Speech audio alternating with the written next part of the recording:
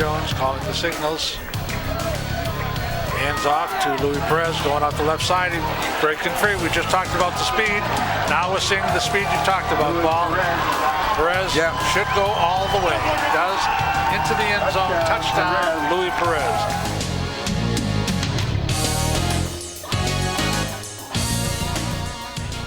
There's no question with St. Mary's coming here this afternoon that we certainly have our work cut out for us as a defense.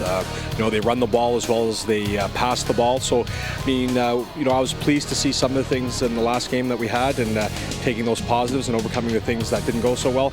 Certainly that I'm looking forward to today's contest as are the guys, and hopefully we're going to be able to go out there and do our jobs and not hurt ourselves and get our offense on the field to do some more damage, hopefully, in the scoreboard.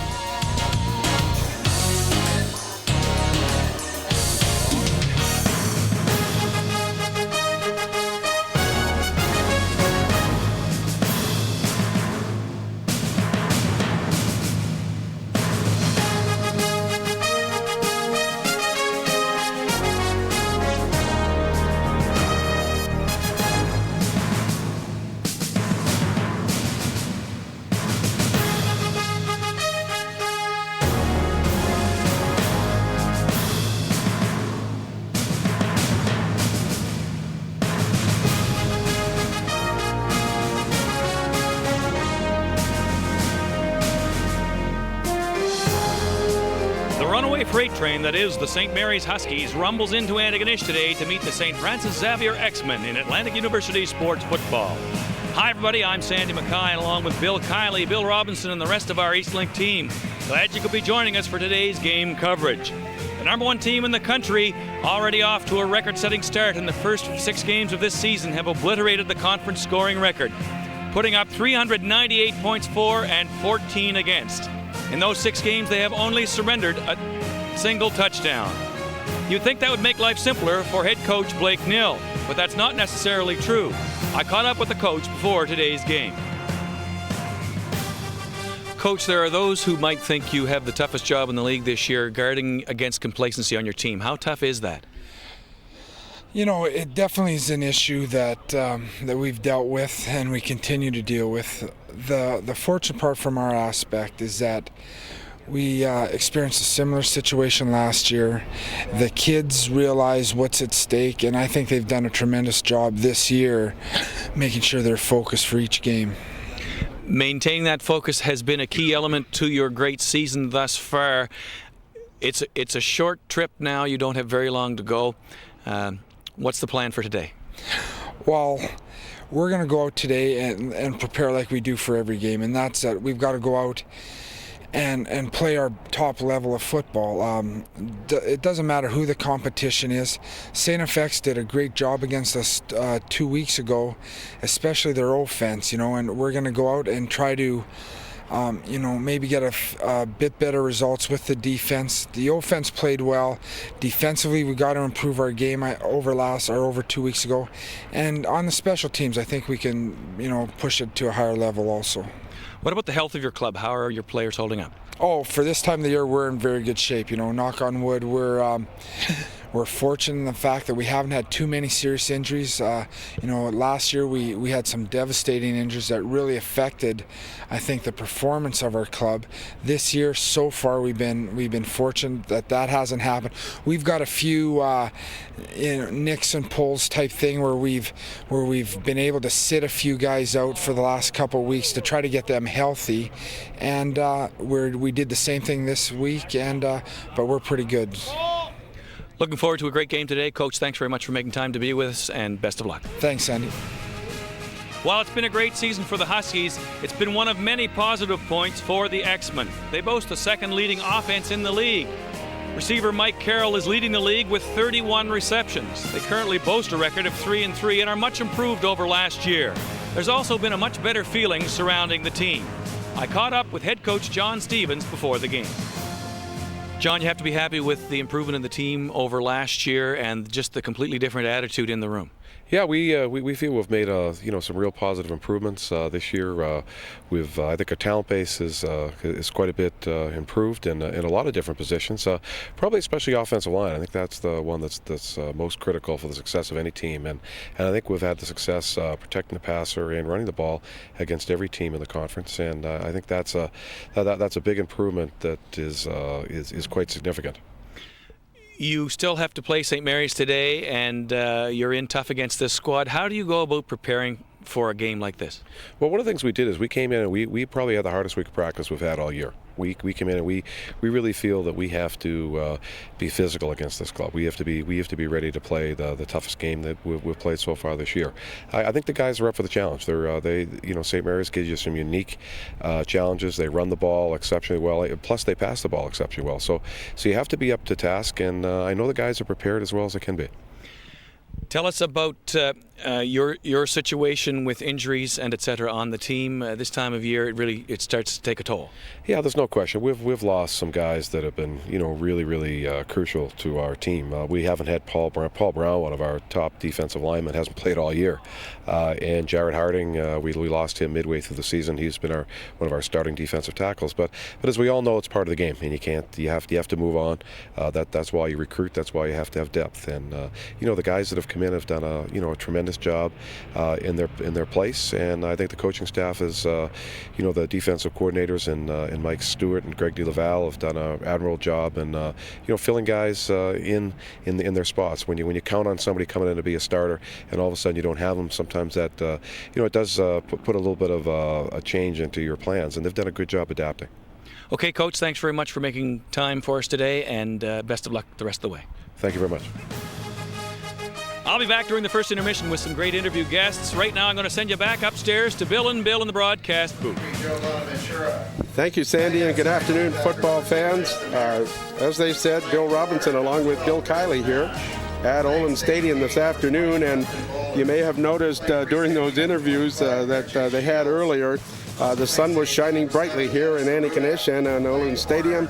The weather has changed drastically. We are now into heavy rains here at Olin Stadium, Bill, and that may change the offense that we may see here this afternoon. Well, it sure will. I know they were calling for some showers this afternoon, but we've got some rain right now, and it's really wet. But I think both teams have the ability to go to the ground game right now at the beginning. I think it'll clear up after a while. This is just short term, but it's a big game for both teams. St. Mary's want to maintain their #1 ranking. St. FX is looking for a playoff spot. Luis Perez is looking to set the record books and going over 4,000 yards today. So it's a big game for a lot of people. Right, maybe we could bring our fans up to date on Perez. I think the other two leading rushers in CIS history were both from the Mount Allison Mounties. Yes, Kearney and LaPointe, they both went over 4,000. I think Luis Perez needs 109 yards to catch to move into second place. Second all-time in the CIS, and he's been doing more than that. So it's going to be a real challenge for the St. FX defense today to keep him under control. He had a great game last week against Mount A, and he just seems to be getting stronger as the season goes on.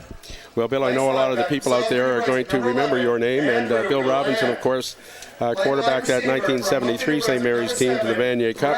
Then the next year went to Western, Bill, and quarterbacked another Vanier Cup. So back-to-back, I think the only one ever to do that. Well, they were great years, and I was fortunate to move one year to the next before the transfer rule came in. But I also enjoyed the 10 years I was coaching at St. Mary's, and had someone called Chris Flynn who made it real exciting to be involved in the St. Mary's program. But it's great to be here today with you, Bill. Well, we're going to have a lot of fun this afternoon. I think we can. And we're going to have some stats here before we get started. Bill, you'll notice St. Mary's 6-0. Katy and X are 3-3. Mount Allison, of course, 0-6. And Mount Allison and Katy are playing this afternoon in a big game. Yep. We'll be right back. You can watch these stats as Corby Dorner sings our national anthem. Oh, Canada, our home and native land. True patriots love and all our sons command. With glowing hearts we see thee rise, the true north strong and free.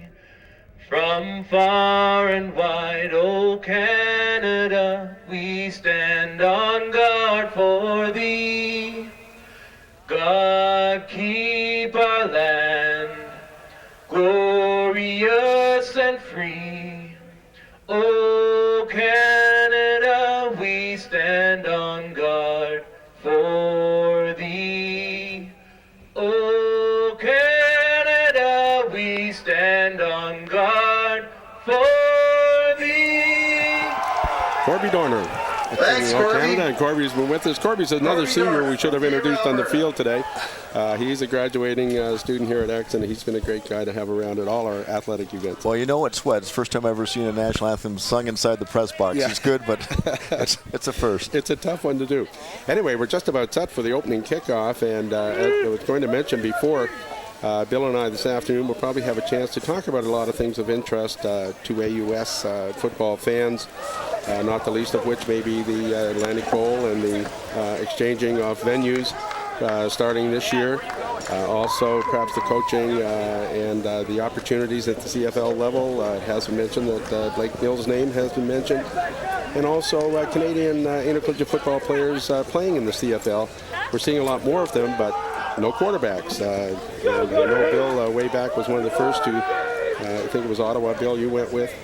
And we saw Jamie Bone, and we've seen some other quarterbacks, Chris Flynn, come out of the league, but it was always very tough to play in the CFL for a Canadian-bred quarterback. Yeah, it sure was, and there's been a few, like Justanis and Detilio with the Alouettes for a few years, but the rules make it difficult, but we have an opportunity to see Ryan Jones out here, and I think he might have a shot at it too, so we can talk a bit more about that later. All right, the opening kickoff, coming down to Atakwi. On the far side, he bobbles the ball. It's fumbled, and difficult to tell. It looks like it was recovered by St. Mary's on the opening kickoff off the game, and that is not the way St. FX wanted to start this game. Well, Bill, that's probably John Stevens' worst nightmare. You know, playing against a top quality team like St. Mary's, you just cannot make mistakes, and that's one thing they did very well at St. Mary's a couple of weeks ago. They controlled the ball offensively by running the ball well, and they didn't turn the ball over. They gave up some late second quarter touchdowns, but they just cannot do that, especially under these conditions. That looked like number 55 off the Huskies. That is Jeff Moody who recovered that ball. So St. Mary's will scrimmage 1st and 10. From the St. FX 25-yard line. Ryan Jones in a quarterback. They're in the spread offense, which they use a great deal. Jones passes to Curry, and he just can't handle it. The rain already perhaps playing a little bit of a role in this game. We saw the opening kickoff bobble. We saw Jay Curry bobble. St. Mary's had played in these weather conditions before, and down at Acadia, and in the first half, Ryan Jones had a great half down at Acadia in the rain, but he had 4 or 5 key passes dropped, and that was another example. They just have to focus a little bit more, just like the quarterback does when he has to throw the ball. That was catchable. Jay Curry would like to have that one back. St. Mary's again in the spread. It's Stala. Spread goes in the slot to the right. Jones makes the snap. Throwing in the end zone. It's incomplete. Yeah, he had a wide open receiver. But it looked like Adam McDonald got back there just at the last moment to make the hit. Jeremy Steves with the cover. Or Jeremy Steves, that was. And he's one young fellow that we were talking about, Billy, before the game. First-year player. He's had a tremendous year, but you'll have a look at the receiver here, wide open. And just as he catches the ball, gets hit right in the ribcage. Just a little underthrow, a little more to the outside. It would have been there. He read off the safety at the beginning, looking left, came back right, and Steve's made a play to save a touchdown there, but a little more air under the ball, and it could have been a touchdown. So it'll be 3rd down, and a chance for Bartolacci to attempt about a 32-yard field goal. He's had a good year. Thank their major sponsors for that is support. Olin Breweries, Super Value, the Atlantic Superstore. Still down on the field was that intended receiver. For sports, and Central Home Improvement Warehouse. And we had that number there before. Well, here we go. He looks like he takes a real hard shot to the ribs there, going up for the ball. Yeah, that's number 88 off the Huskies, and that's Stala. Didn't get hit real hard with the helmet or the shoulder pads. It looked like it was more of a twist there, Bill. Yeah. That's always the rib area, and you don't like to see that. No. Bill, the one thing I do like, though, under these conditions, and when you're throwing the football and you want to open it up, to go to the shotgun, it makes a big difference to the quarterback. It allows him to catch the ball, not have to worry about getting back and slipping, and it's really an advantage for the offensive line. and quarterback. Believe it or not, when it's raining like this, the thing is to make sure you hold on to the ball. Well, you know, Coach Loney and I, a few years ago, had a discussion about this, and I always felt on a day like this, the offense had the advantage because they're calling the play. They know where the play is going, where the defense has to guess where it's going. And, of course, the cuts are very tough in a wet field. But the people that have to be aggressive and have the good foundation are the defensive line that are attacking. And it makes it slippery for them. So it does help the offensive line. It does help the quarterback when he can get back there. I think you'll see St. Mary's in the shotgun a lot, and they'll run off that as well. Okay, that's their running backs, too. We'll see, as Dilly mentioned earlier, Luis Perez. Second prize. There is Stella getting up, coming off the field under his own power. So we hope that's not a serious injury. That's probably Blake Neal's biggest nightmare is near the end of the season, where they've had such a wonderful season that he may lose a couple. Tickets are $50. And we've got a soundbite here coming up, Bill, that they did a little earlier before today's game. John, the team's had a fabulous season this year. How difficult is it to maintain the focus on each and every individual game? It gets pretty tough throughout the season, but every game seems like, especially from an offensive line standpoint, the defenses we face, I think, are pretty good, especially the D linemen. And we have a former player today on STFX today, so Mark Axburn, a friend of mine, so I think it'll be a lot of fun out there today. Okay, John Solomos, one of the coaches with the Huskies. There's the snap. The kick is up by Bartolacci. It is good. So a 32-yard field goal by Bartolacci puts the Huskies up 3-0 early in this ball game. St. FX may have bit a bullet on that when they turned the ball over on that opening kickoff, and St. Mary's come out of it with only 3. Paul Fleming made a nice effort there in catching a high snap and putting it down. And again, that's another difficult situation for kickers and punters in this type of situation. But a good hold put St. Mary's ahead 3-0. So it'll be 1st and 10. St. FX decide to scrimmage 1st and 10 from their own 35. Instead of having St. Mary's kick off again, I guess they don't want to go through that again, Billy. And that's J.R. Gallant starting at quarterback this afternoon. And that is Lund starting at fullback today. He's the big fullback, first-year player out of St. Thomas More High School. Actually, that's Johnson they have starting. That's Matt Williams with the ball. Williams gets up to about the 38-yard line. The last time St. FX was down at St. Mary's, one thing I liked what they did, they opened up the field with a spread out. They went trips and tried to open up the field and spread out that very good St. Mary's defense. Gives a little bit more room for the running backs, and it just allows you to see the blitz a little bit quicker when they get in that situation. Exactly. We talked about that St. Mary's defense. Their linebacking crew are very, very hard hitting. You'll see a lot of Matt Demers this afternoon, Bonaventura, Joe Barbati, and looks like a time violation. So this is 2 tough calls early in the game that Coach Stevens obviously did not want to see happen. I know as a former offensive coordinator and any offensive coordinator and head coach, it just drives you nuts to see penalties like that. They're just unnecessary. You're just giving the other team 5 yards. They had a chance to give St. Mary's a situation where they could run or pass the ball. Now they put themselves in a passing situation. That's what you do not want to do against a veteran defense like St. Mary's. So it will be 2nd and 12 for St. FX with 2nd down repeated following the 5-yard penalty. Craig Fougier, number 7, coming split wide to the right. J.R. Gallant in the shotgun.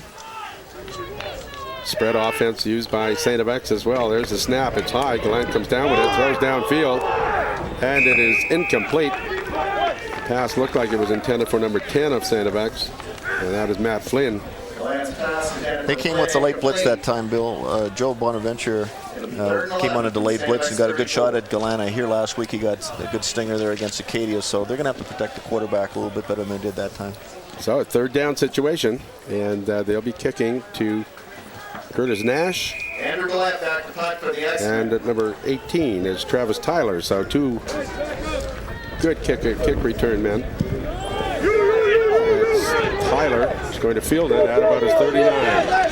Up to the 50. Slides, but brought down at about the 54-yard line. And the field is getting a little slick out there, although the rain seems to have subsided a bit. Tyler taking the punt. And we'll see some good blocking. He looked like he had the wedge in front of him and to break it for a little bit longer than that. But once he made the cut, lost his footing and was brought down on the 54-yard line. 1st and 10 for the Huskies. First and 10. We got Curry wide to the left. A great receiving core. There's a handoff to Perez. His first carry. He brings it into St. FX territory to the St. FX 50-yard line. So that's a gain of about 6 on the play. Got a real nice lead block here. Number 61 did a great job on sealing and holding his man there. Give Perez. St. Mary's are big, and it makes it really tough for those St. FX linemen. They're experienced, and they're going to have to mix it up a bit and confuse the offense as much as they can, because I think one-on-one they're outclassed.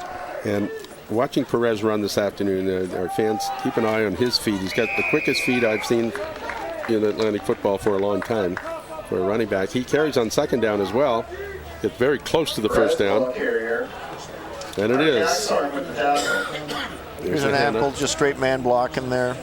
Perez, real experienced, runs real hard, and he knows what he has to get and gets it. Picked up a couple of extra yards at the end of that play to pick up the first down. So he's got 10 yards already, so he's down to 99 yards in quest of that second place record in the CIS. Jones, quick pass to Curry on the outside. He catches it about 7-yard gain for Curry. And Patrick Thibault, Billy, I was going to mention him, two games I've seen him play this year. He has just improved so much. I think he's one of the finest receivers that I've seen for an awful long time. You're absolutely right, Bill. Patrick Thibault can play in the CFL. There's no question about it. He's had a great season. He runs well. And just like all the receivers at St. Mary's, they've got real speed. They stretch it out. It makes it really tough on the defensive halfbacks to play man-to-man situations on these guys. Another handoff right up between the center and the guard. And Perez is the ball carrier. Gets into about the 35-yard line. That's going to be close to another first down, as Jones is going to the air and to the ground. Well, St. Mary's have made their mind up to go straight ahead, especially in these wet conditions right now, Bill, and it makes it easier for the line instead of having people pulling that. Well, it's very interesting, too, in this field, Bill. I know you played on it way back, maybe, but it's crowned in the middle, and as you come down off the crown for a receiver, it actually dips a couple of feet. So. It's a little tougher for the quarterback, just a bit of an adjustment on the throws. There's Jones in the shotgun. He's rolling to his left, looking, he's under pressure, and big hit. That was Peter Zabczynski that came in from his linebacking spot. So he was untouched and was able to bring Jones down before he released. I think the key in that play, Bill, St. FX secondary did a real good job covering the receivers. There was really nobody open there. You can see on the screen here, Ryan's trying to make... Second and 20 from the X-Men 45. So the loss was 10 yards on the play. I thought it might have been intentional grounding, but his knee did touch on that. Just before he... Good call by the officials. Jones in the shotgun. Second and 20 for the Huskies following the sack. There's the draw play to Luis Perez, and he still fights his way up to the 40. Actually picked up about 5 yards on the play. He was caught right at the line of scrimmage. So it'll be second and long again. Dave, I just got an update. Dave Stella, who got hit in the end zone on that attempted pass there early in the quarter, has bruised ribs. He had the wind knocked out of him, but they do expect him to possibly get back in the game. That's good news for Coach Blake Neal, as well as the rest of his Husky teammates. So Stella has bruised ribs as a result of that hit in the end zone. So third down it is. And Bartolacci in there to kick. Back deep are Atakwe and Carey. Snap, the kick is up. Oh, a good kick. Coming down on about the 2-yard line. Carey takes it at the 5. 10, cuts outside, gets to the 15, turns back inside, knocked out of bounds out about the 18. So Richard Carey almost looked as if he wasn't going to field that at first, and it bounced right to him, and it looked like they were going to let it go for the single point. Well, that's a real nice return, but we've seen 2 punts today, one for St. Mary's, one for St. FX. The thing that coaches don't want to do is you don't want the ball to hit the ground. They were very lucky they got a good bouncer. St. Mary's was also. In these conditions especially, at any time, you don't want the ball to hit the ground, and it's so important to catch the ball in the air. It can save you 10 or 15 yards. Okay, it's first and 10 for St. FX. at the 22-yard line it was that he was knocked out of bounds. Gallant is in the shotgun. Demers coming in quickly from the left side. Gallant got it away, but it is incomplete, intended for Andrew Gallant. There is a flag on the play. That was number 20 of the Huskies. Preliminary indication is pass interference. Trufton Bowlers was covering on the play, and if we get a chance to see that, we may see if contact was made before the ball got there. Here it comes here. Bill, we may see if there was contact before. Pretty close. Pretty close. Again, in the shotgun formation, St. Mary's is sending their backside linebacker. Demers almost got a shot at Gallant there, and he's going to have to get rid of the ball quick in those situations. He was licking his chops going in there because he went in untouched, but Gallant was able to get rid of the ball before getting hit. So it's a first down for St. FX at the 29-yard line. J.R. Gallant takes the snap, throws outside to number 11. That's his brother Andrew Gallant. Gallant's pass complete to Andrew Gallant. That's a gain of about 6 or 7 on the play. Gain of 7 on the play. So second and 3. X came out with trips. It was basically just an all hook type pattern, and they made the good read on the inside receiver. We see a lot of this in the short passing game now, although it looks like it's illegal with the picks being set out there like in basketball. There's the snap, and it's fumbled. And it's recovered by St. Mary's again. So another turnover by St. FX, as they seem to be moving the ball a bit.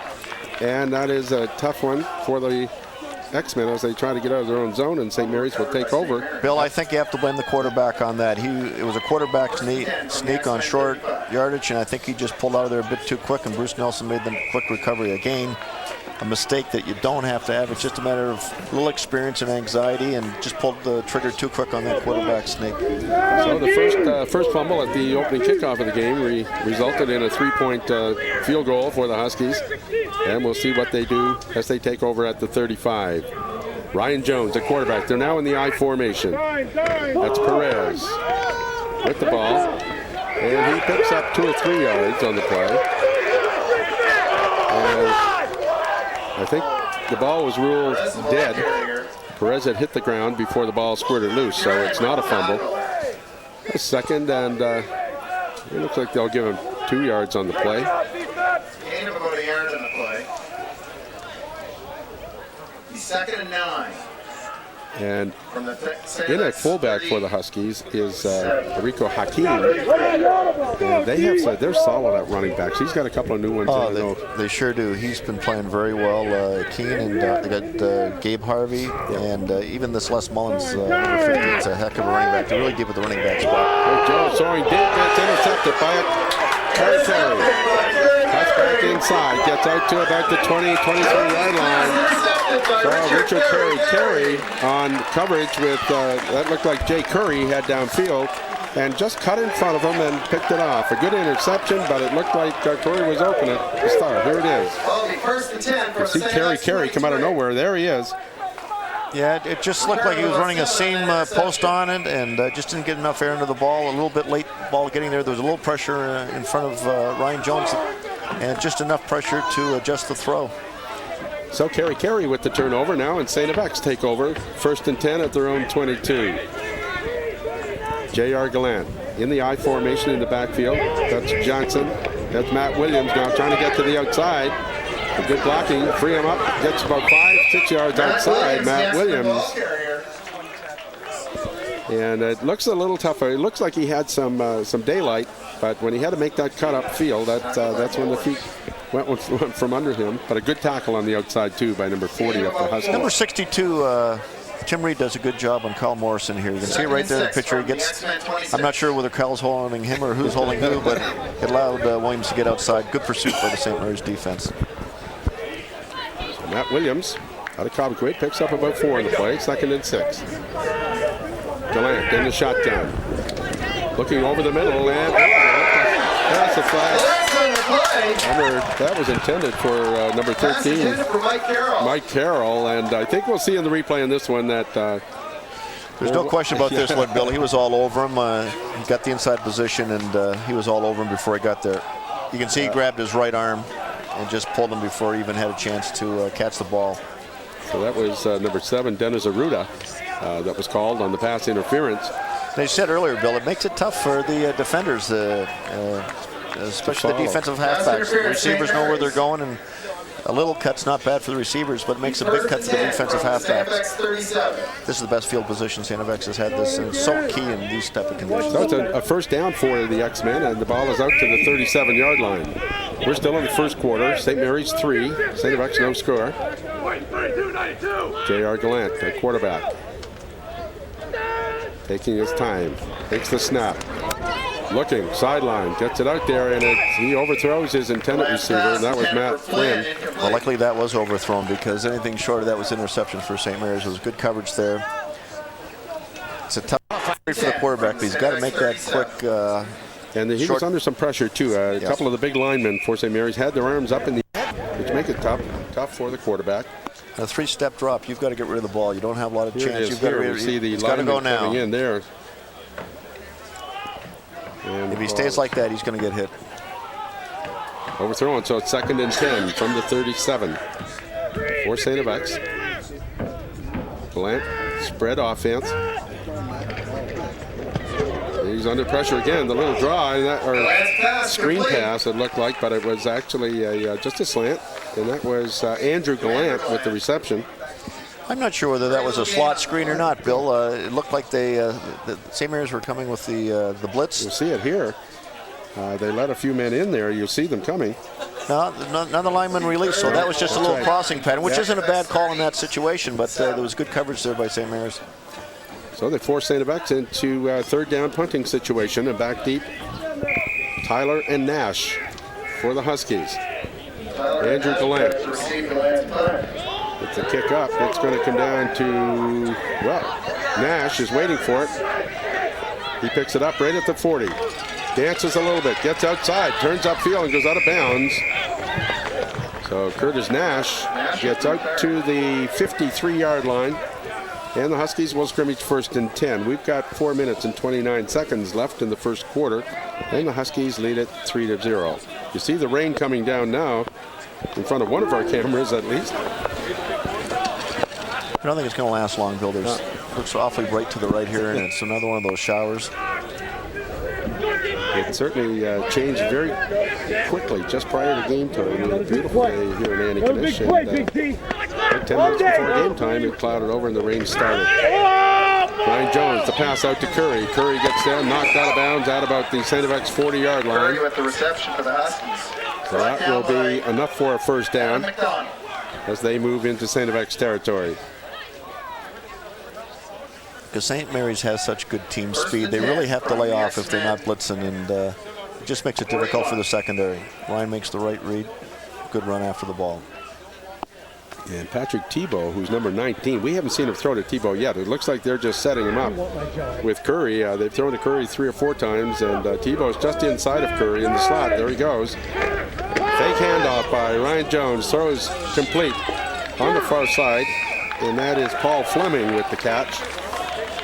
And he picks up a first down for St. Mary's. They've just got so many great receivers.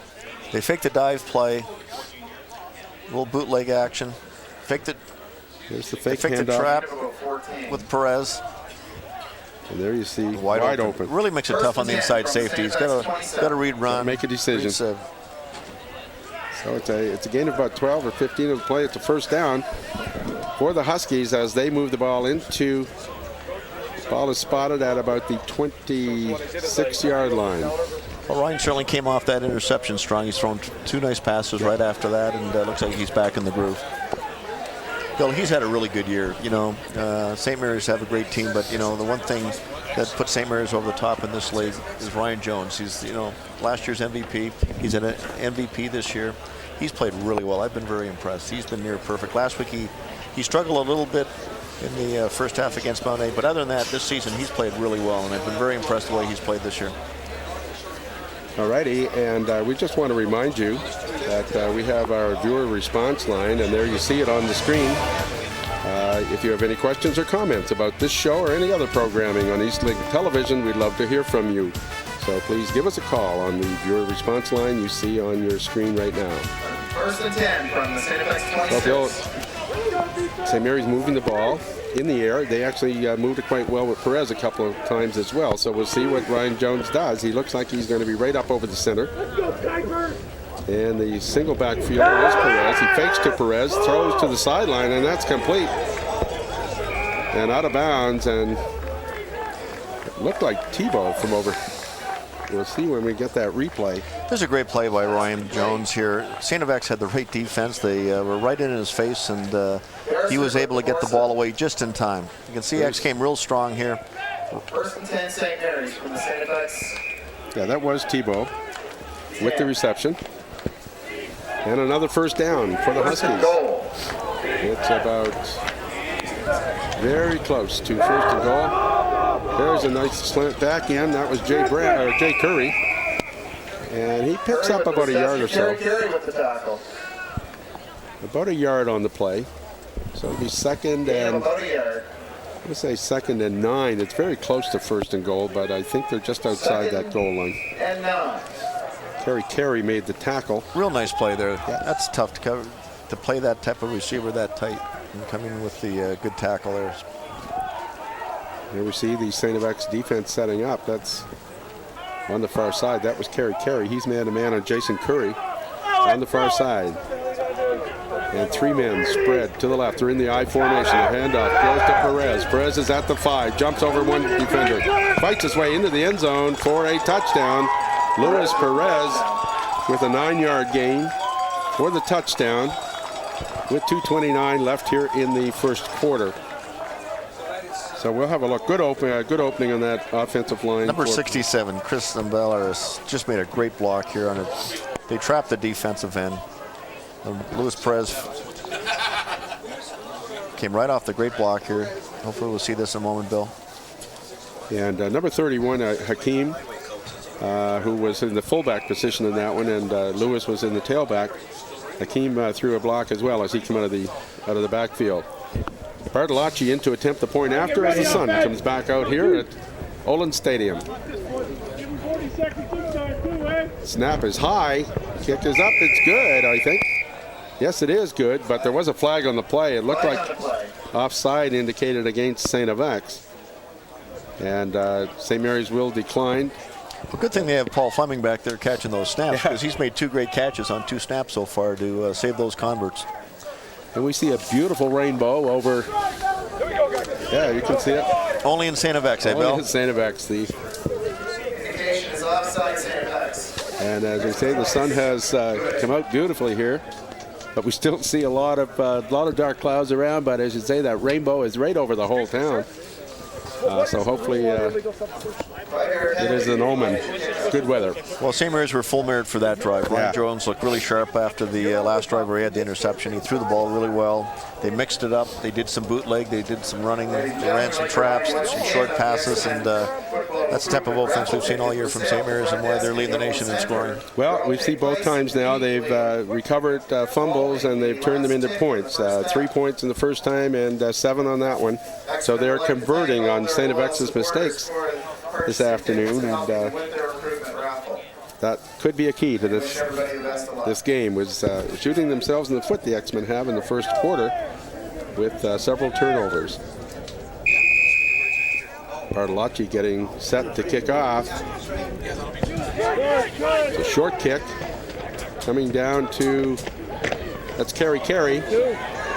He gets up the middle and is brought down at about the 31-yard line. Richard Carey is an exciting runner, an explosive runner, much in the vein of Paul Carty a few years ago that we had here.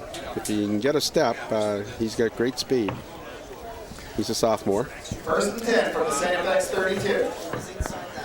Well, they got half-decent field position now, Bill.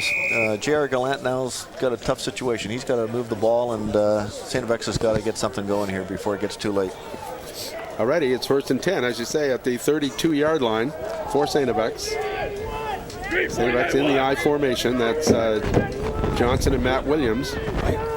Johnson at fullback, Williams at tailback. There's the handoff to Williams. Tries to go inside, and there's nothing there. And that looks like Kyle Morrison was one of the ones in there. Well, I'll tell you, Kyle took the guard that pulled that time and did just a super job stuffing the pulling guard, and then the rest of the defense just. And Eric Lyman, another very tough defensive. You can see the great pursuit, but you can see where Kyle Morrison just did a super job just jamming that hole up. So it's 2nd and 12. Actually, there was a loss of 2 in the play. So 2nd and 12. St. FX having a tough time moving the ball on the ground against the big Husky defense. 10-0. We're still in the first quarter at 1 minute, 25 seconds. Gallant over the middle. Intended for number 10, that's Flynn. And it's incomplete. He had him open. It was just the pressure. He was under pressure and had to release it a little quicker than he wanted to. Well, that's not a bad call again. So St. Mary's were coming in. They had man-to-man coverage, and just a matter of execution, and that just comes with experience, Bill. And I know the conditions are tough and makes it that much tougher for someone like JR, but right call, right decision. They tried to run a seam there, man coverage. It was covered well. Well, back kicking is Andrew Gallant. That's going to go down to Curtis Nash. Nash is letting it bounce, and he's going to pick it up at about the 37. Cuts inside, cuts outside, and this guy can run. Curtis Nash back inside and finally brought down at center field. And that was by the kicker, Andrew Gallant, who actually made that tackle. So, Bill, as much as I don't like him letting the ball land all the time, but I tell you one thing, he can dance and he can run, and he does a great job once he gets the ball in his hands. I just wish he'd get the ball in his hands a little bit sooner to do something with it and let it instead of bouncing around.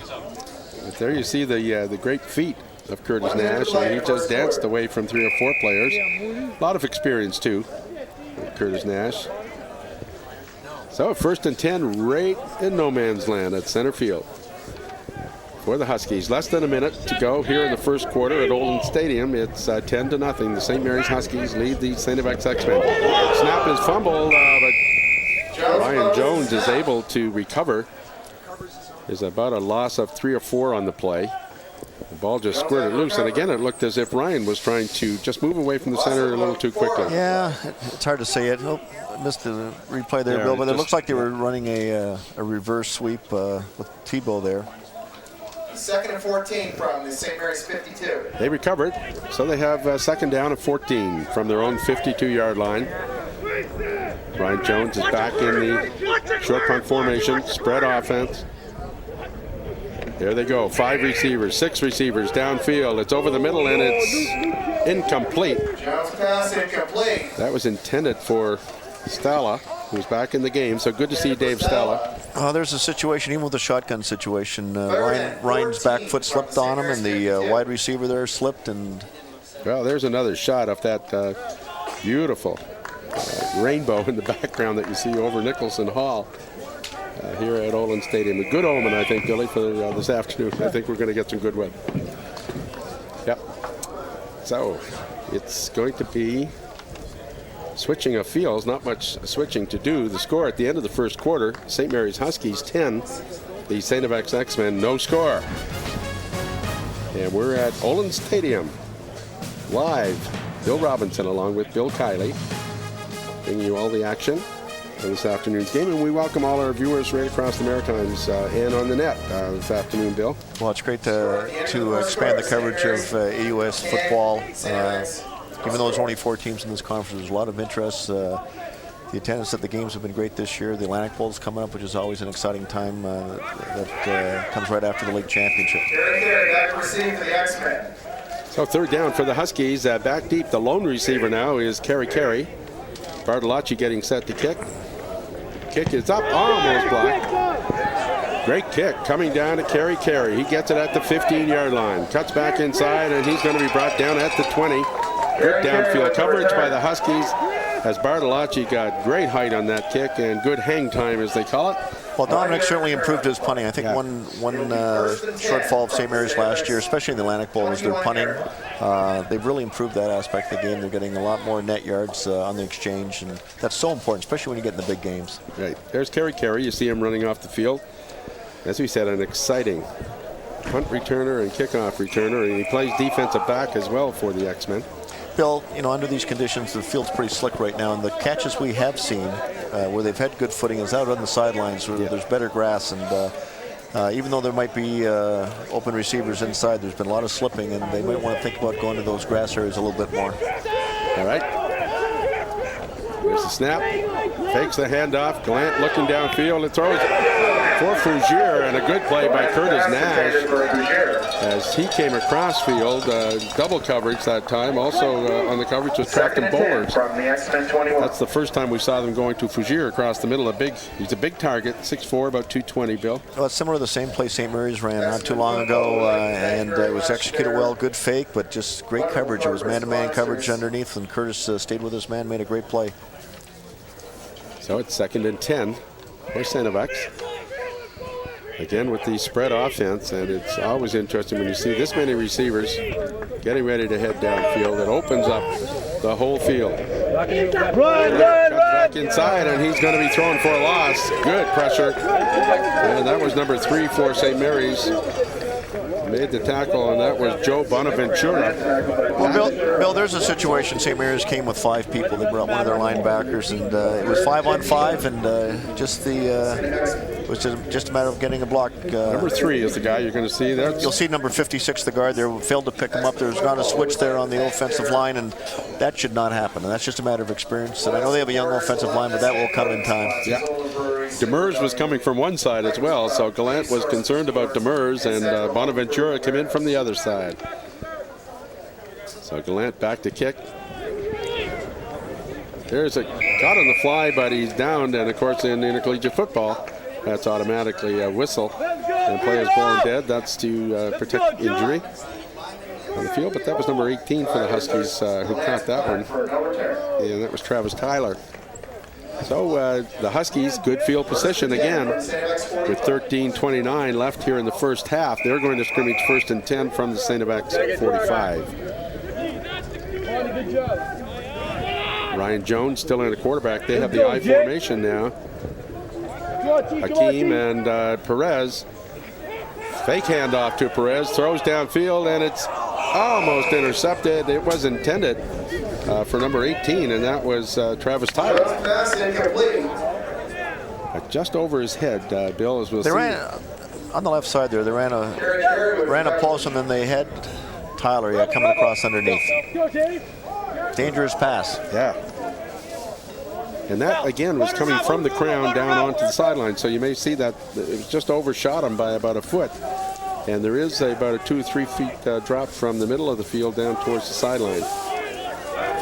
Ryan Jones, spread offense now. He's got 5 receivers. Throws to the sideline. It's complete to Curry. Curry is going to be brought down short off the first down. It looks like it'll be a gain of 6 or 7 on the play. Gain of about 6. 37. So it'll be 3rd, and we'll see this one just a sideline pass to Curry. Carey is out there. So it's short. Yeah, what's big? About a gain of 6, 3rd and 4. Looks like we'll see a Bartolacci. Bartolacci is going in. So it looks like the Huskies will be attempting a field goal. The ball is spotted at the 37, so that should come from about the 44. No, Bill, I think they're going to punt the ball. Difficult to tell. The wind this afternoon, the flag is a little wet up there, so it's not blowing as much or fluttering as it would normally. There's the kick from, a high spiraling kick coming down. Hits at about the 5, bounces away from Carey. He picks it up at right about the 1-yard line. There's a flag on the play. He may have drawn them within the restraining 5-yard area, and we'll see what that call is. It no yards, Bill. No yards. And again, that's a penalty that just kills you. You know, you see where the ball is. You know, you have enough time. It's rolling out. Stay away. And those are penalties that, you know, after a course of a game, you get 5 or 6 of those stupid penalties, and it adds up. It's not like he was blocked into it, or. Yep. So we see the officials conferring with the STFX captains, and we'll see what the call is. It is no yards, definitely. It's whether it's a no yards called against St. Mary's. And that looks like it was about a 10-yard penalty from about the 5-yard line, so not the 15. spotted on the STFX 15-yard line. First and 10. The penalty actually is marched off from the point that the ball was touched. And so that's why the penalty comes out to about the 10-yard line. Gallant in shotgun formation. They're getting a little bit of pressure on us, okay? So we got to make sure we pick Waiting that for up. the snap. There it is. Handoff goes to number 5. Trying to get away, and that was Dave Hickey. Well, Bill, that time, even though they're in the shotgun trip formation, St. Mary's were bringing everybody, and they just did not have enough people to block that. Yeah. There you see it here. There's the handoff to Hickey, and there's just nowhere to go. He's hemmed in on all sides. Doug Borden wasn't even touched. He just ran out of numbers there. St. Mary's were coming. Second and 13. Doug Borden, of course, the big defensive tackle with the Huskies, native of Cole Harbour, Dartmouth area. Bill, you know, there's been a lot of pressure, especially in the shotgun formation from both teams. I'm really surprised we haven't seen some more screen plays. Snap. Fake it again. This time it's handed off to the other side, and again they're hemmed in. That was a fake to Hickey.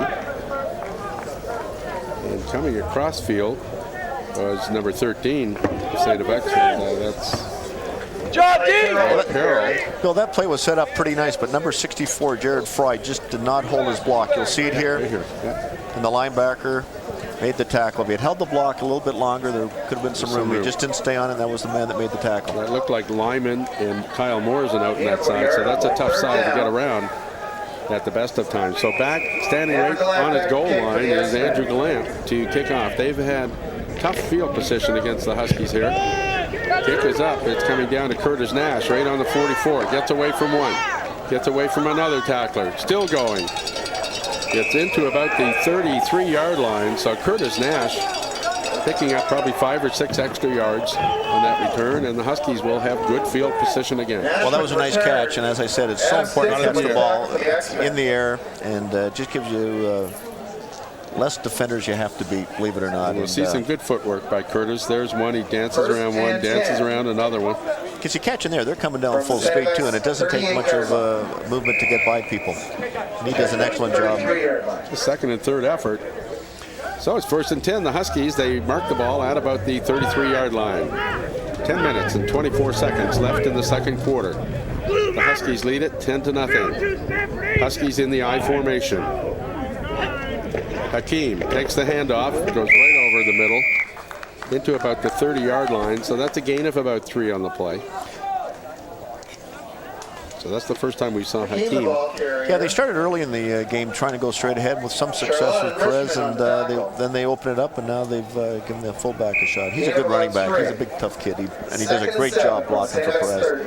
There you see him. That's Hakeem, number 31. And Perez is lined up right behind him in the tailback position. The pitch out goes to Perez. Trying to get wide.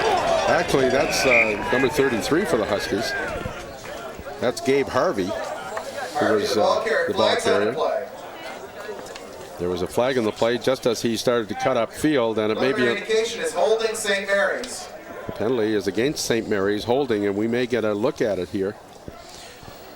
Gabe Harvey, of course, a great running back that came out of that Halifax High School league.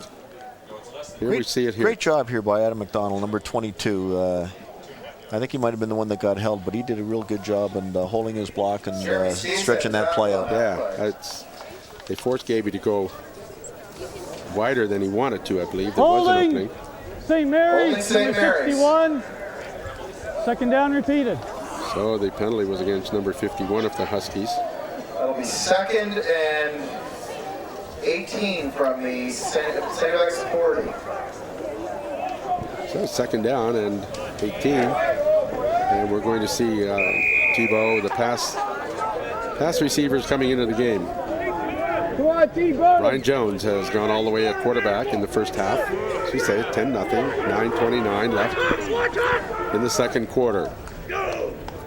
5 receivers going downfield. Here comes McDonald, and Adam McDonald put tremendous pressure on Ryan Jones. By McDonald. The pass is incomplete. And he just didn't get that time to throw the ball. So we'll see McDonald coming in again. A lot of pressure on, and Phil Pruin on number 55 really gets in the way there and causes a lot of congestion there. Just wasn't able to set up properly. But the key was getting the pressure on Ryan Jones. Didn't give him time to set up properly. Perez had trouble getting out. So that would be a third down for the Huskies. And Bartolacci looks like he's going to punt again. But I do like that play under these conditions, Bill. I think they should come back with that. Both teams, for that matter. Richard Carey back for the X-Men. Carey, the lone deep receiver for this third down kick. That was a big stop for St. FX. You know, they're still in the ball game, and so important for them to try and get some field position now. Here's the snap. Kick is up, and a good kick by Bartolacci again. High kick coming down to Carey right on the 4-yard line. He's got a little room, and then he brought down on a good tackle. And that's Eric Lyman down quickly to make that tackle on Carey. And Eric took a little heat from Coach Nill last week or the week before. Took a couple of 15-yard penalties, and Blake wants, as we talked about, discipline being a very important thing in a close game when they get further down the line. There you see Lyman, number 44. Yeah, so far so good, you know. Yeah. And I know Blake really stressed it after the last Mount A game. Even though late in the game last week they took some stupid penalties, and he was not a happy coach at the end of the game. And I'm sure they've been working on that philosophy all week. Exactly, and a big game like the Atlantic Bowl or the Vanier Cup, as teams go towards the championship, discipline becomes such a major factor. Gallant in the shotgun, looking, throws over the middle. He's got a receiver right open the 20-yard line. And Chessa in a quarterback for the X-Men. Chessa, 17-year-old freshman quarterback from St. Thomas More High School in British Columbia. One of 3 players that come in from there, Bill. Well, you say John Stevens really happy with this new recruit, and he's shown some real bright spots this year, and he'll give Gallant, I would imagine, a good shot for the starting position. Definitely, and we'll have a chance as the game goes on to talk about the recruiting that Coach Stevens did last summer. He had a wonderful recruiting summer, and I think that augurs well for the years to come. Chessa, 1st and 10, St. FX. Takes the handoff. Rolling to his right, he throws, and it's going to go out of bounds. He just threw that one up. That was a dangerous play by Chessa, as his receiver downfield had fallen. Mike Carroll had fallen down, and there were only 2 Huskies that were the ball. Well, he threw the ball away, but he did a good job getting away from the pressure, and important thing, not taking a loss, and giving him a better situation on second, and instead of being at second and long, at 2nd and 10, and they still have a shot to get the first down. We've seen him a couple of times this year. He's a great runner, a great scrambler, so we may see Chessa on a keeper at some point. So Nick Chessa still in quarterback, 2nd and 10. Fougier is wide to the left. Carroll is in the slot. Chessa looking over the middle for Carroll, and Chessa's pass intended for Carroll, incomplete. Well, I think they took that play of the St. Mary's playbook. They had the crossing, they had the slots crossing across, which St. Mary's has tremendous success with, and it just gets down to a matter of execution, and that will come. All of our loyal supporters, and thank you very much for coming out today. That'll be 3rd down. St. FX again. They've had a tough time moving the ball. Got to give a lot of credit to the St. Mary's secondary. They've been just like glue on those receivers, and the ones they have complete, they've been tackled right away, and they've done a real good job. A lot of experience in that defensive backfield off the Huskies too. There's the snap, Gallant. It's a wobbly kick coming to the sidelines. And Nash lets it go out of bounds. Rolls out of bounds. So St. Mary's will scrimmage, 1st and 10. It's marked at the 50-yard line off the Huskies, so that's about as far back as the X-Men have had them in this quarter, although the Huskies have not scored as of yet in the 2nd quarter.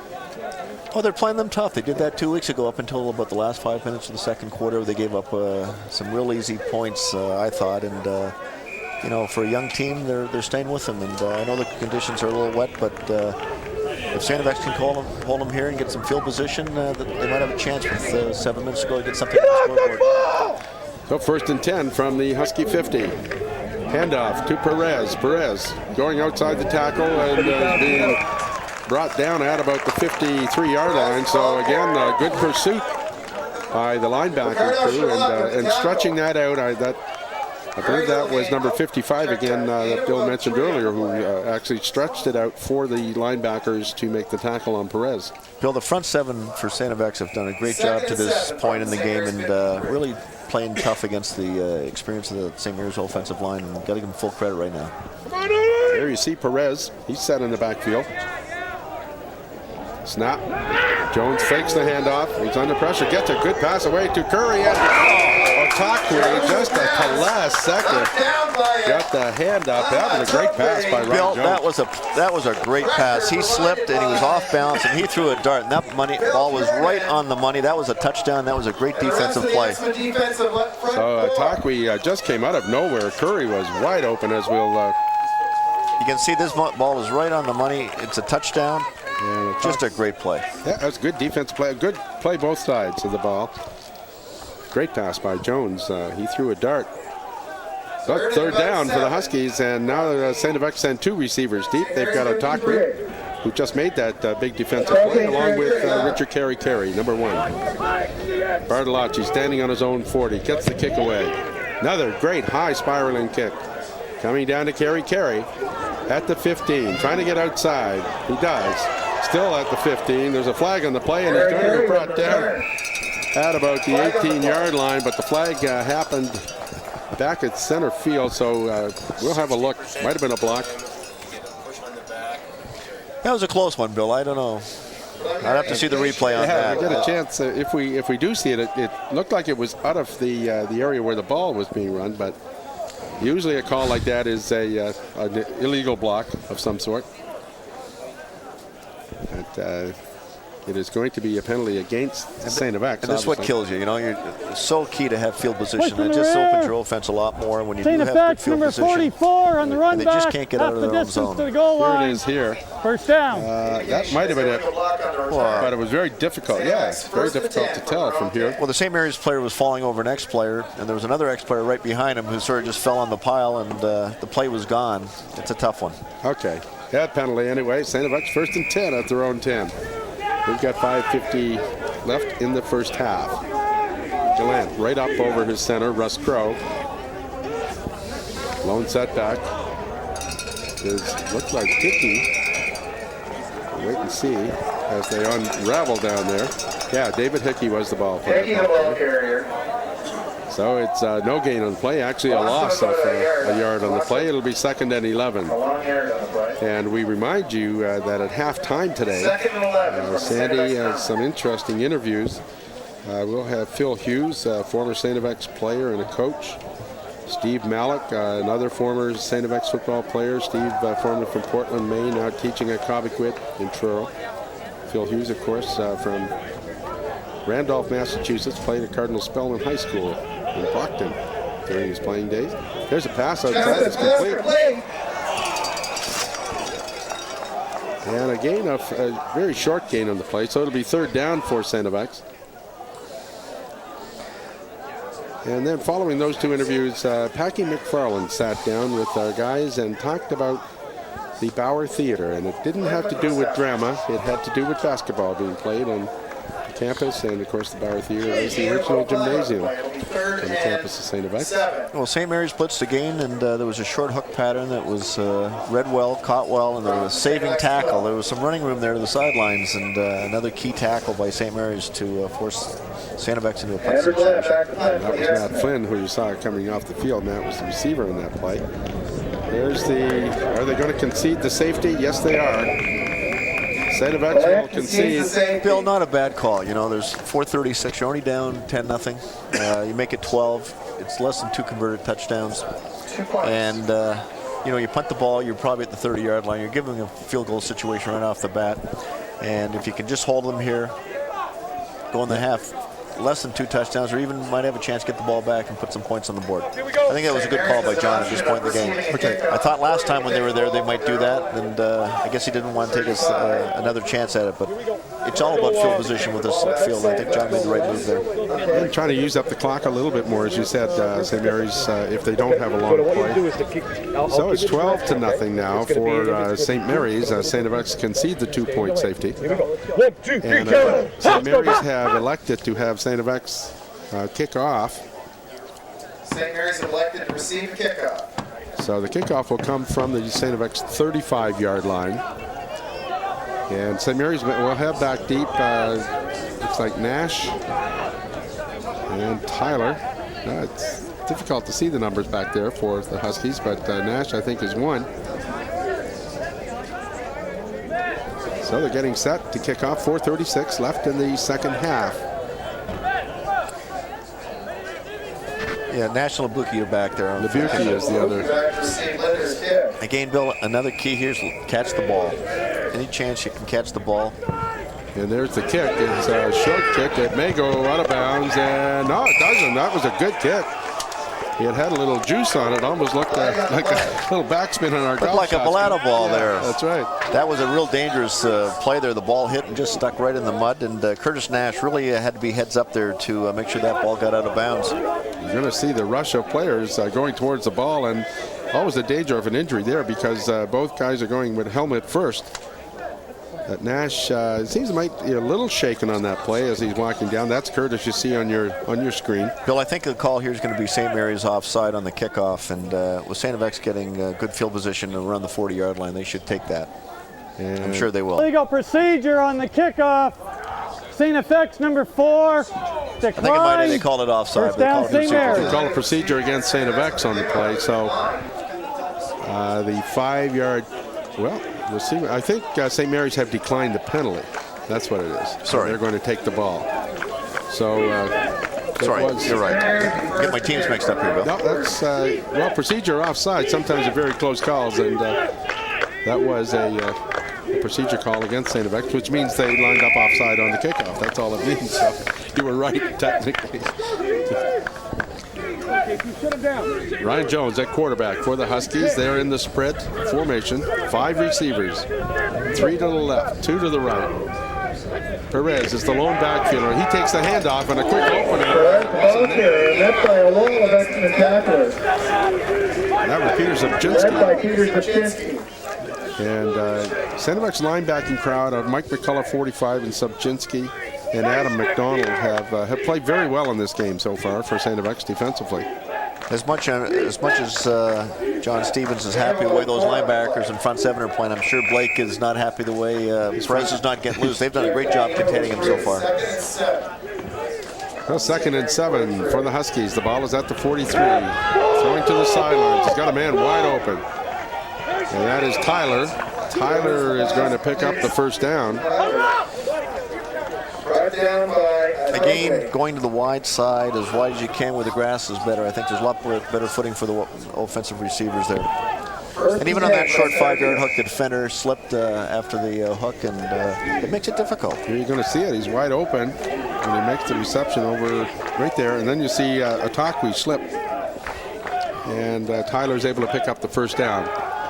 Pass cross field is knocked down.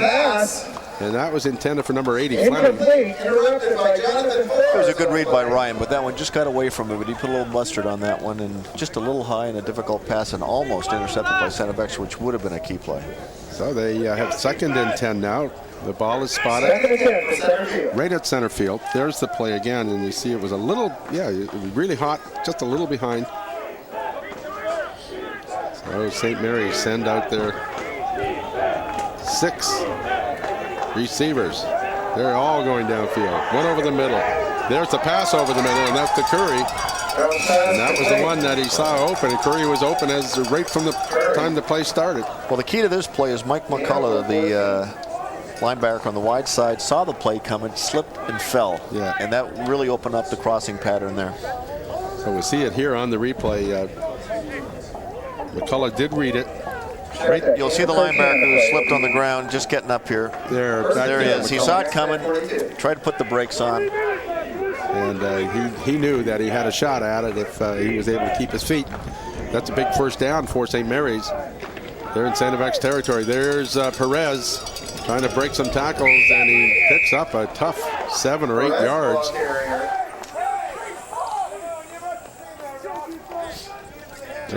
less than 3 minutes left in the first half. It's a gain of 7 on the play. Luis Perez has got a lot of work to do in this game. He was going to reach that 109 plateau to get past. He's probably in the 30-40 yard range right now. STFX has done a real good job containing him. This is one of his better runs today. He's the type, though, that can break one at any time, and may see Perez break one for 40 or 50 here this afternoon. St. Mary's, 5 receivers out. Perez is the lone setback fielder. Handoff goes to Perez again, and he's stopped at the line of scrimmage. And that was number 55, Phil Purinen, and he's had a good game here this afternoon. So it's 3rd down and 3. Basically straight man in the head blocking here. STFX does another good job. I'm really impressed with their linebackers, Bill. They really fill well on the run, and they've been doing just an outstanding job. St. Mary's are going to go for it on 3rd and 3. This is a big play for the Huskies and the X-Men. Ball is at the 34-yard line. Hakeem is in at fullback. Perez at tailback. The snap goes to Perez, and he's brought down at the 35-yard line. And again, Subchinski in to make the initial hit, and then they're swarmed by the rest of the linebackers. And as Bill has been pointing out, the linebacking crowd here this afternoon and the front 4 have played very well. There it is. They just jam it up. There was absolutely nothing there, Bill, and it sure looks like John Stevens' safety was a good call now. Here's Subchinski with the tackle for the X-Men. So STFX take over on downs at their own 35-yard line. Takes over on downs. 2 minutes and 15 seconds left. St. Mary's 12, STFX no score. And the X-Men have been playing a great game here this afternoon defensively. J.R. Gallant at quarterback in the shotgun. Takes the snap, fakes the handoff. He's under pressure, throws sideline. It's intended for Carroll. Actually, the ball hit Carroll right on top of the head, but he was hit by number 10 of St. Mary's. That was Philippe Roberge. And the contact was made before the ball got there, but it hits Carroll right on top of the helmet. We'll see here, right on the sideline. Dangerous. He just turned around right here, and there's the hit. There's the ball hitting him on top of the head. No question. Didn't see the ball. Made the contact and the screen. So it was a. That's defense. So it's pass interference, and there's an injured STFX ball player on the field. Interference. St. Mary's, number 10, less than 15 yards. First down. So it's an automatic first down for STFX, and that will move it. Maybe they move the.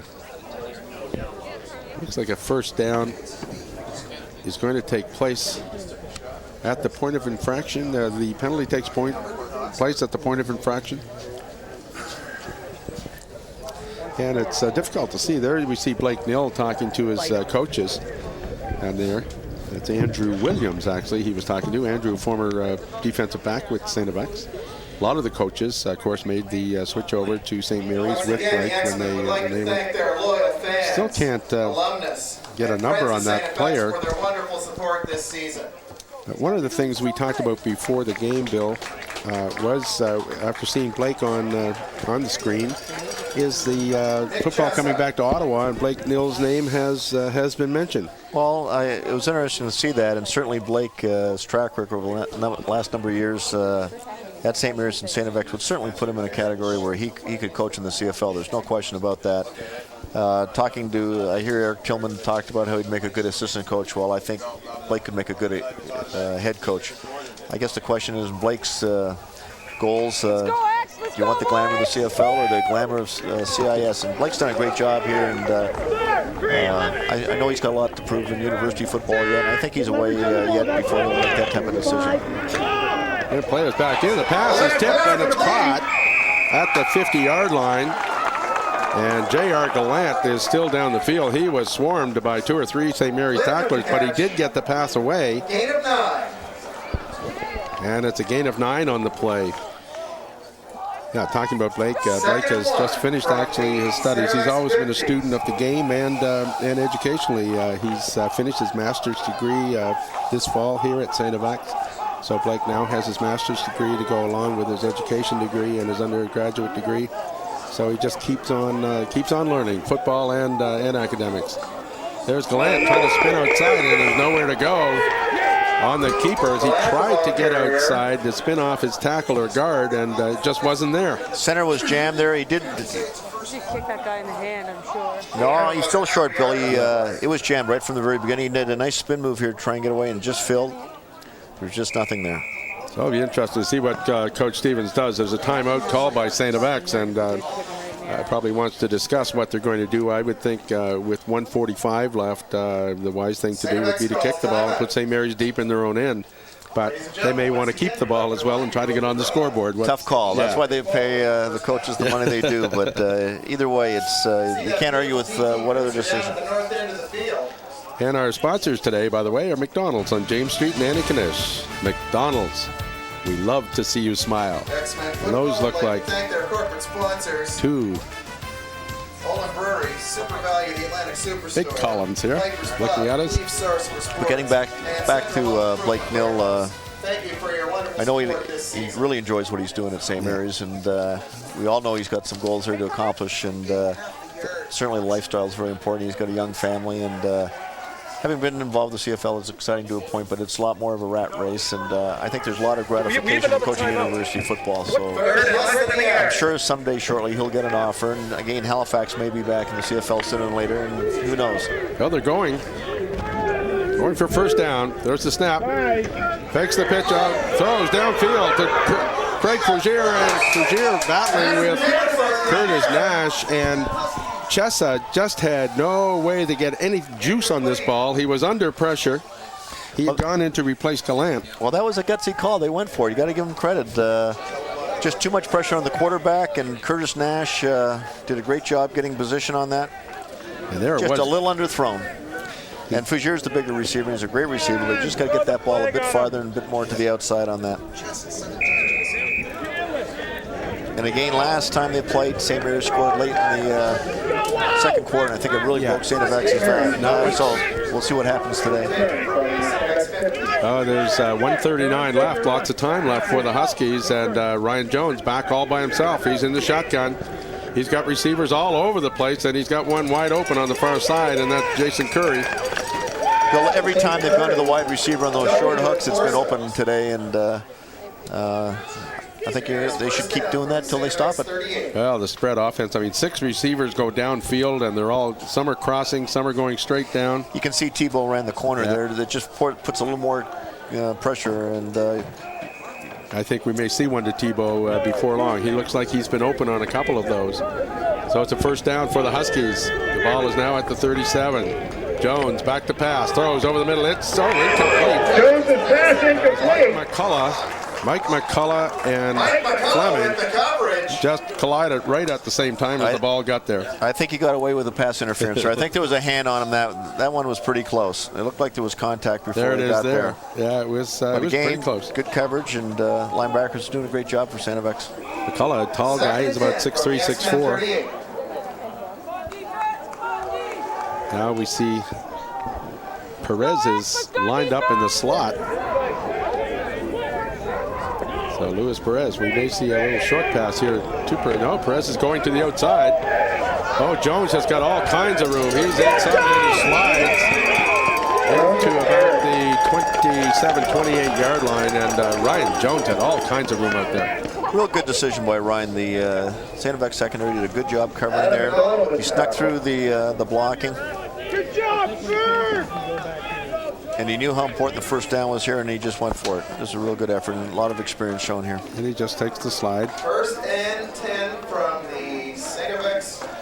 So the ball now is spotted 27-yard line. at the St. FX 27-yard line. 12-0.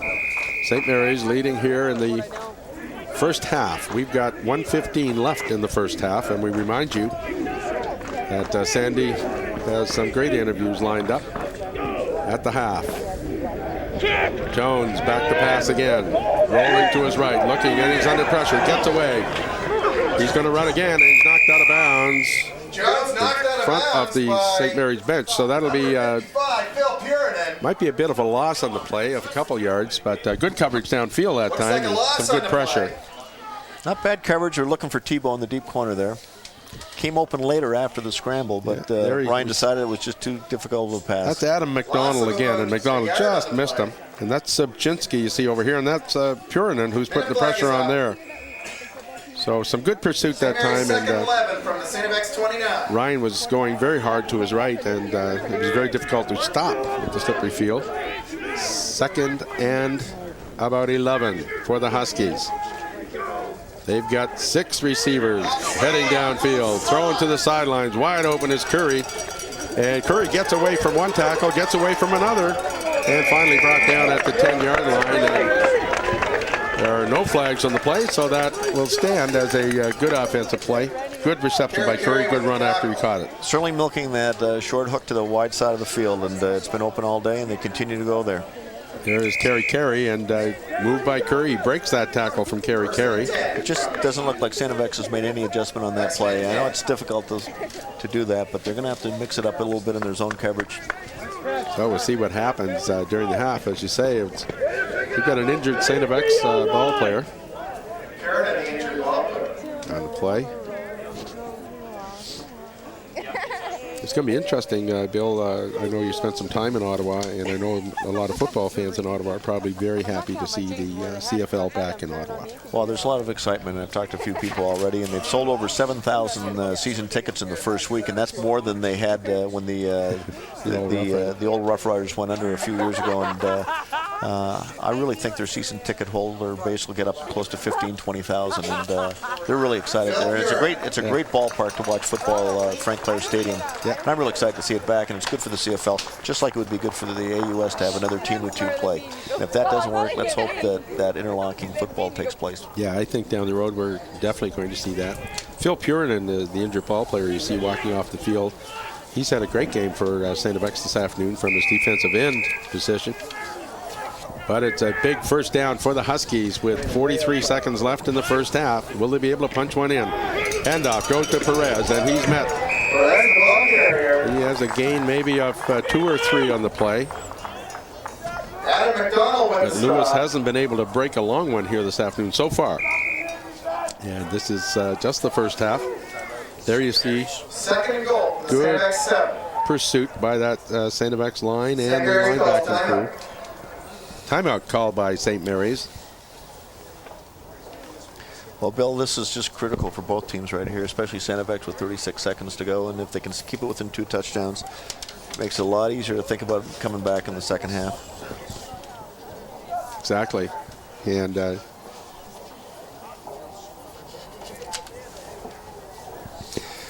so we have Perez with 47 yards. 47 yards. Certainly not up to his standards, but still not a bad half under the conditions. So he's about 60 yards away from that, becoming the second leading rusher in the country. 62 yards, and he becomes the second all-time leading rusher in the University of Football. And that's quite a record when you think about all the great running backs they've had in over the last 50 years. You know, it's interesting that when we found this out this afternoon, that the top 3 in Canadian intercollegiate football are all from the AUAA, as we used to know it. Grant Keeney and Eric Lapointe, and now Luis Perez. Well, here we go. Time is whistled back in, and second and goal for the Huskies. 36 seconds left on the scoreboard clock. Bill pointed out this is crucial for both teams. If STFX can hold them out, they'll go into the dressing room at halftime. And there's a pass. It's complete, but out of bounds. Looks like the 1-yard line. They're marking that one. Little crossing pattern with a slot back and wide receiver there. Tough to defend when you get those guys crossing that. And I think that was Patrick Tebow with his first reception of the afternoon. And Tebow, of course, one man who runs the ball so well after he catches it. So St. Mary's call another timeout. They want to talk about what they're going to do in this one. And I guess if we were a betting man, we'd probably say Luis Perez. Well, you know, STFX has done a great job. They're front 7, but 3rd and 1. You've got the best running back in the country probably. You've got a huge offensive line. Hey, it's one-on-one. And if they get it, it'll make a big difference in the game. If they don't, it'll certainly give Coach Neal a lot of motivation to talk to his offensive line and his offense about what's happening out there. Exactly. Bill, getting back to those great running backs, the good thing about LaPointe and Kearney and Perez, they've all been on championship teams. And not only have they proved it in this conference, when they've gone to their league championships in the Atlantic, well, they had great games running as well. So they've run well against everybody. And I know you had a chance to see one of your buddies on the 73 team at the induction at the St. Mary's Hall of Fame, and Angelo Santucci, and hadn't seen Angelo, didn't know him without the hair. A lot of it cut off. Not as many afros today. Yeah. Well, they are in the I formation. They got Hakeem in there to block at fullback, and Perez is in the tailback. 3rd and goal. There's the handoff. It is Perez, and he's into the end zone, and following the blocking of number 61. Off St. Mary's was one of his lead blockers out there. Yeah, Steve Morley, number 64, did a great job. Stood his guy up, and they went with the big guys, Chris Samaras and Sylvain was in there. Jean-Michel Sylvain, number 61, and Morley. That was probably one of their most impressive plays of the first half. They really did a good job. He could have broke that one. He was still on his feet when he hit the end zone. So 26 seconds left in the half, and St. Mary's punch one in. Bartolacci will attempt to kick the point after. Ball Fleming to hold, and he's made a couple of great catches to get that ball on the ground for Bartolacci. There's another one. Kick is up, and it's good. So that'll make it 19-0 for the Huskies as the first half draws to a close. They'll be kicking off to St. FX. But St. FX should, if they hold on to the ball, be able to run the clock out here in the first half. But it's been an interesting half, Bill. We certainly haven't seen the dominance of the Huskies, on the ground in the air. I mean, they've certainly controlled the ball. And I think you pointed out it looks like the St. FX linebacking core and especially their defensive line have played very well, but they've been on the field a lot. They sure have. They've done a really good job, and John Stevens has to be really happy with that. I know the conditions aren't perfect, but 19-0 just makes it tough, and it's a tough one to give up at the half. They gave up a couple late touchdowns last time they played down at St. Mary's, but there's a lot of good things John can work off at halftime, and if they can just get a little offense together, they haven't been in St. Mary's side of the field yet, and that's something they have to overcome if they want to make a game of this. Exactly, and as we said, the defense has been on the field such a long time. That St. Mary's offense is punishing, and during the length of the game in the 3rd and 4th quarters, they start to wear down a bit, and that's when they really start to pile it on. So they'll be kicking off. We'll see what Bartolacci does. They got Kerry and a tackler. The real good thing here is there haven't been a lot of turnovers considering the conditions, and so it's been well played in that sense. It was just early in the game when we had the rain, and once the rain stopped, both teams have been able to hang on to the ball. Yeah, there's a short kick coming down. It's picked up and covered pretty well by, it looks like, get a number there. Well, Bill, there's 23. It looks like Adam Stinson. Short kick, there's 23 seconds. They probably have got time for at least 3 plays, maybe 4 with the timeout left. And if they make that decision to go for it, they still can get themselves in field goal range with 23 seconds left. Do they go to the air, or do they try to stay on the ground?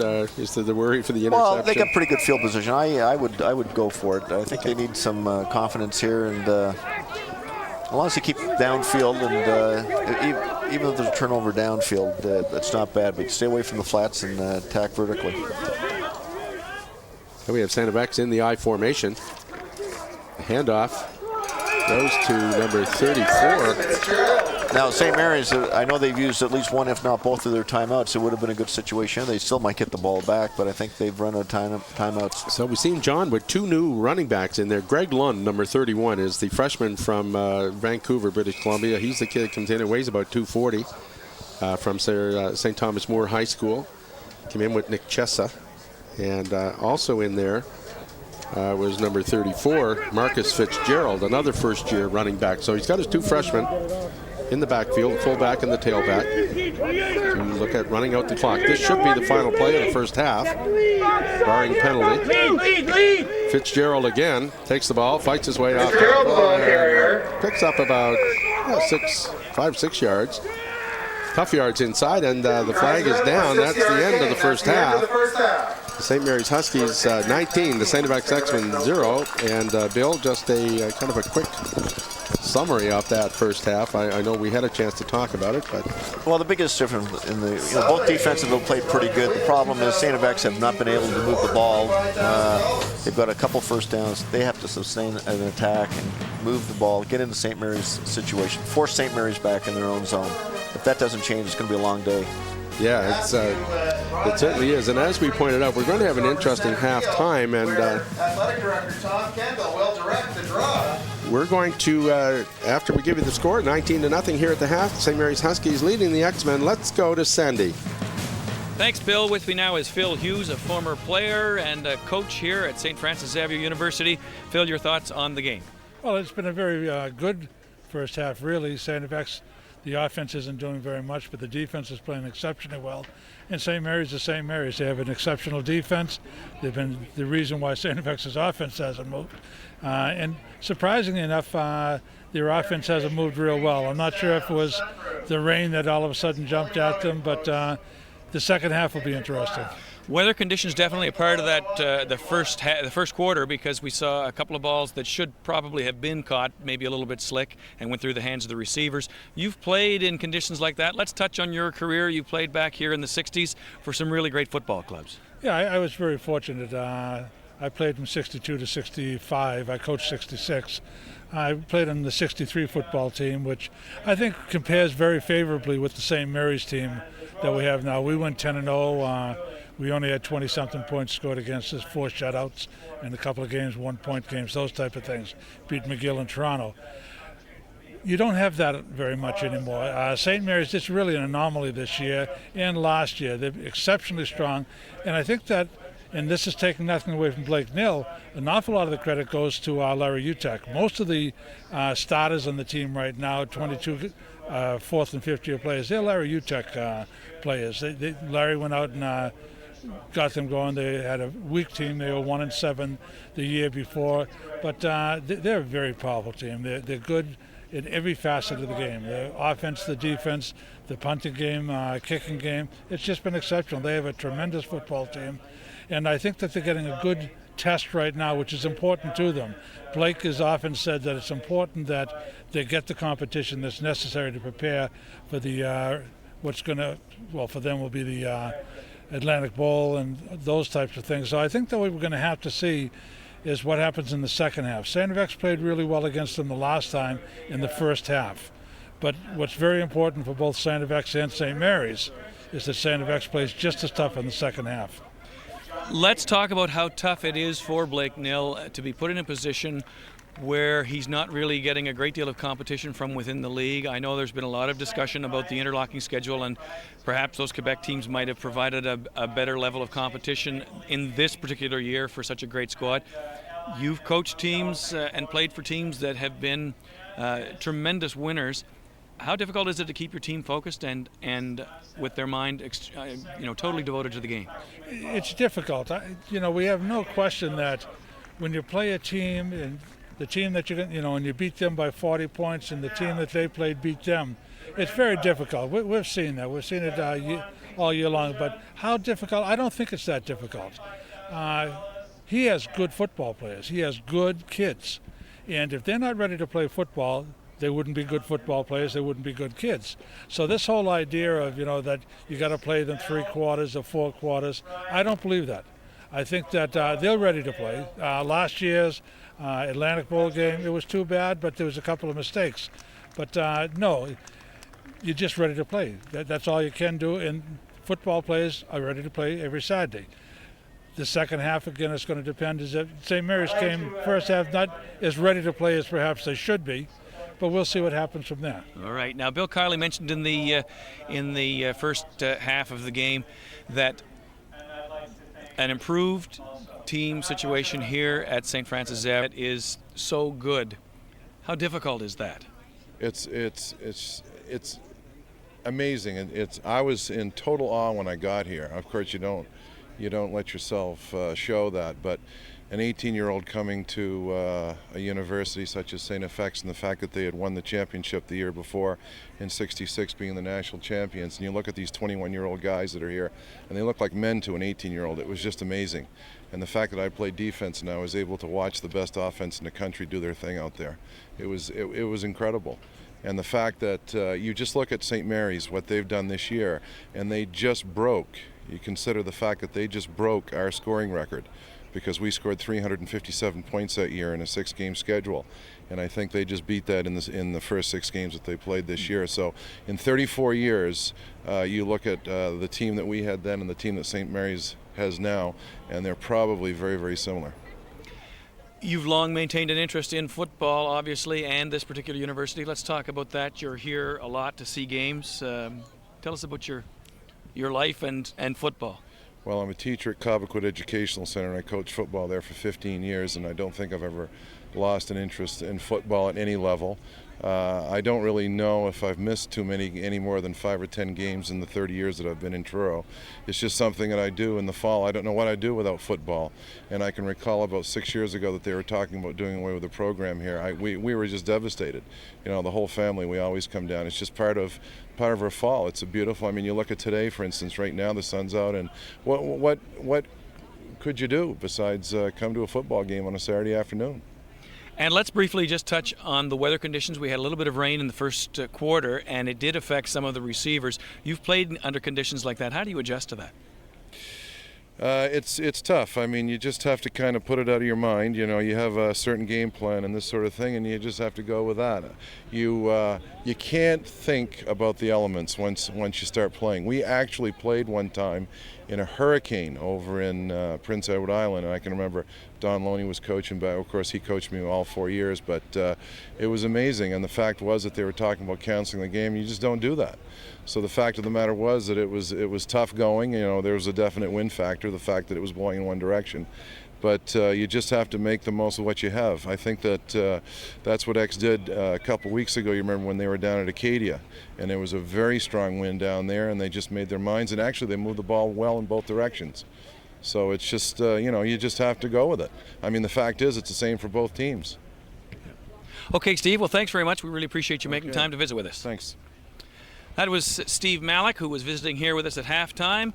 Lots of activity on the campus of St. Francis Xavier University, and we had an opportunity recently to visit the Bauer Theater. We're going to take a look at that now. Nestled in the heart of the St. Francis Xavier campus is the Bauer Theater, a unique building with an interesting past.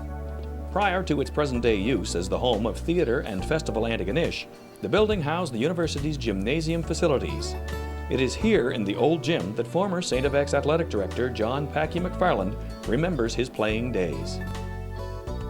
The old Memorial Gymnasium was built in 1918, and it was built by a grant of $20,000 from the Summers family. At that time, it was a state-of-the-art gymnasium. It had a running track around the top of it. Those of you who know the gymnasium know that it wasn't very large, but the track was used a great deal. We played all our basketball games in it there when I was a student here. And then when I came back and coached, we played, the first year that I coached, in 1960, we played there, but then our gym was outlawed and we had to move to the parish center. It certainly served its function. It was a small, as I say, small space. They used it to write exams in it. And other events, all intramural basketballs were played there. And we had a compulsory physical education program for all first-year students that was taught there as well. So it was a well-used place. And when we look at what it costs to build it at $25,000 or $20,000, it's certainly not what it would cost to build something around here today. But it did serve its purpose. And I had fond memories of the gymnasium because I had a great time playing there, even though it was very, very small. The crowds were large. They'd fill the place as much as they could. A small bleacher at one end with 4 or 5 rows, and people sitting all around the court in chairs. And when you took the ball out of bounds, you were actually standing on the court, and they had a restraining line there that would give you an opportunity to put the ball in bounds. And it was a very difficult place to play because in the corners the track came around in this way in an oval shape, so you couldn't take a shot out of the corner of the floor because it would hit the track as it jutted out from the side of the wall. So opponents had a difficult time playing here, and X had some great teams at that time and went on and won a great number of championships. In 1967, with the completion of the Olin Center facility, the former gym space became available for theatrical productions. Before this time, plays had been staged in various locations on campus, including Xavier Hall and Immaculata Hall. The building was renovated and enlarged to suit the needs of its present occupants. In the late 60s and early 70s, St. FX had a theatre department which moved into the old gym once athletics was moved to the Olin Center. And they operated like that for a few years until 1974, when the theatre department was closed down. But the old gym was then christened the Bauer Theatre after Father Bauer, who had been a long-time administrator of St. FX and producer of many wonderful plays for many years. So a community theatre combined with university theatre operated here in the Bauer Theatre until today, but it was joined in 1988 by a professional summer theatre called Festival Antigonish Summer Theatre, which operates a professional theatre in the summertime, and which also spearheaded another set of thorough renovations in 1976 and 77, which air-conditioned the theatre and created built-in seating and made it into one of the most beautiful and serviceable small performance spaces in the province, which is the Bauer Theatre today. From the art of sport to the fine art of the stage, the Bauer Theatre has served as a valuable asset and an integral part of life at St. FX. Back at field level now with Tom Kendall, Athletic Director here at St. Francis Xavier University. Tom, let's talk briefly about the turnaround in your football program. Things are going quite well for you this year. Well, we recruited a lot of very good young players this year, and they played much better, I think, than we'd expected them to as freshmen. But you know, I think the future looks very good for us if we continue to recruit the way that we did last year, and if we continue to work hard, I'm sure that we'll be back where we were in '96 and back to the Vanier Cup. Athletics is an important part of this particular university, but you've got a nicely balanced, rounded program here. Let's talk about the women's programs, the basketball, etc. A brief overview. Well, I think, you know, we're strong throughout. We have all of the big programs, and we've been very successful over the years with most of them. But the women's programs are starting to excel. The women's cross country team last year won the conference title for the first time in forever, actually. Our volleyball team, our basketball team, and our women's hockey team and rugby teams both are our conference champions. So I'm pretty happy about that. Even prior to my getting here, they were starting to put significant resources into the women's programs, and obviously I'm going to see that continues. And your basketball program, national championships, a great deal of success, and as I guess a highlight of the fact that you've been so successful, does that probably makes your recruiting for the team easier because kids want to come here? Well, it does, you know, and I think Steve Konchalski's done a terrific job with that team, and it's a solid program now. It's to the point where he just replaces a couple of players each year and maintains the intensity level, and is very, very successful every year. So we're looking forward to this year with the men's team. There's a few new faces, graduated some very significant players off that team, as you know, Randy Noor in particular. But we're looking forward to a very, very strong year from all of our teams. And hockey is also a very strong team this year, and I think we're going to do very well. And it's an exciting time with building here at St. FX, the Millennium Center specifically. How is the project coming? It will contain 2 arenas, a running track, etc. Let's talk about the building. Well, it's on schedule. Maxim have done a very, very good job in the construction of this building, and it's going to be fabulous. The 2 arenas, of course, are excellent for our hockey teams and our summer camp programs, which we've never been able to do here. But we have a wellness center, a fitness center, which the whole community are going to be able to use. And I think the walking track is significant too, because in Antigonish it seems to me that everybody walks here.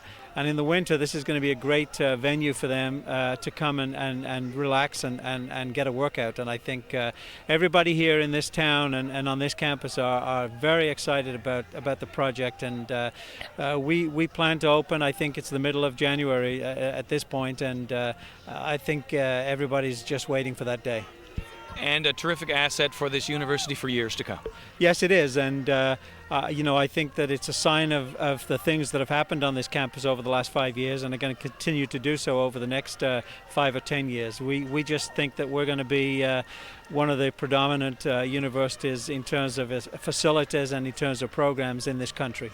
Great, Tom. Thanks very much for making time to visit with us. Thank you. That was Tom Kendall, Athletic Director here at St. Francis Xavier University. With the score 19-0, we're finished here at field level. We'll send you back upstairs to Bill and Bill.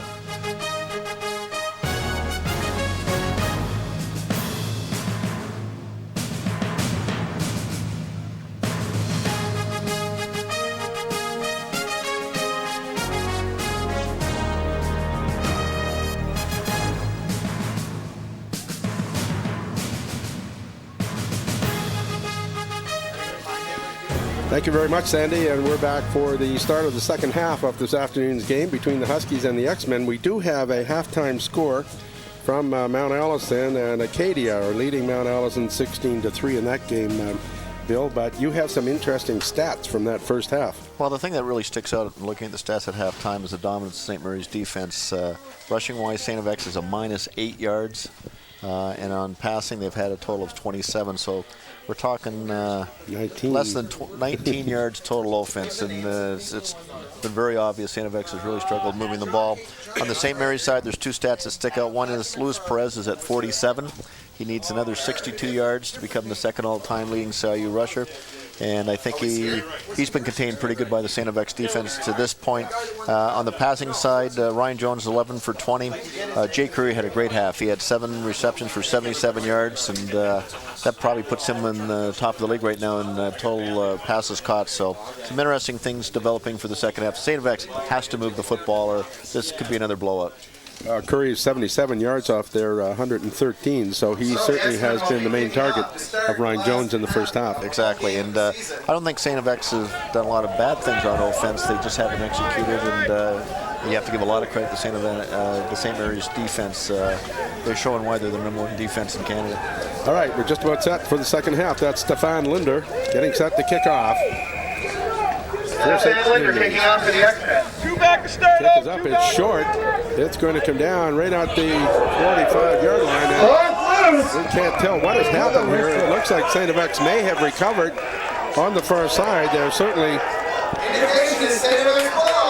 Well, St. FX turning the tables. St. Mary's in the first half recovered a fumble. Here we're going to see that on, here to get again, Bill, on the replay. It's a very high short kick. There's no question St. FX recovers it, but I think what you'll see on the play and what St. Mary's are arguing, one of the officials ruled the ball down.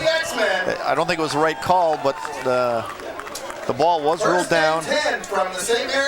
On the replay, it looked as if the ball had just squirted loose before he hit the ground, but they are ruling it St. Mary's ball. Well, when things are going good, they're going good, and when they're going bad, they're going good. There's no question that should have been St. FX ball. There's a quick whistle there that allowed St. Mary's to keep the ball. If we had the replay again, I think we could see that just at the end before he goes down.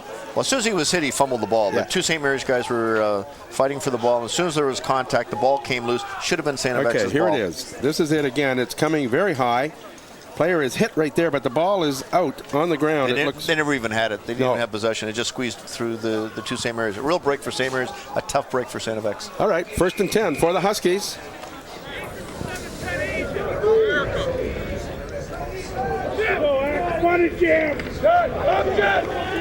There's a flip outside to Perez, and he breaks one tackle, and Perez, ball carrier.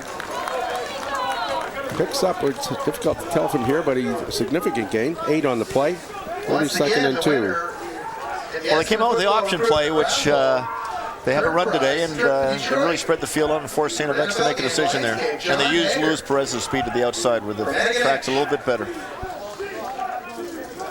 Lake Mill had the team in for quite a while at halftime, so I imagine the coaches had a few words, talked about all their players as far as execution and moving the ball downfield.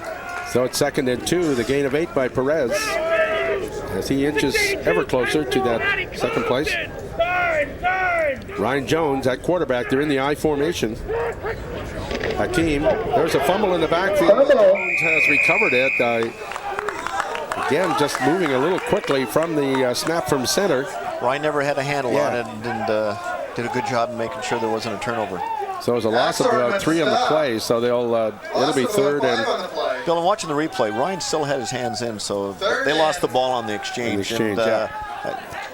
I don't think he had full access to the ball there. I think the ball might have slipped out of the center's hand. Usually when the quarterback takes his hands out a little bit early, that happens. But his hands were there, and the ball just didn't get up. Part of the wet conditions out there. So Bartolacci will be back to kick on 3rd down.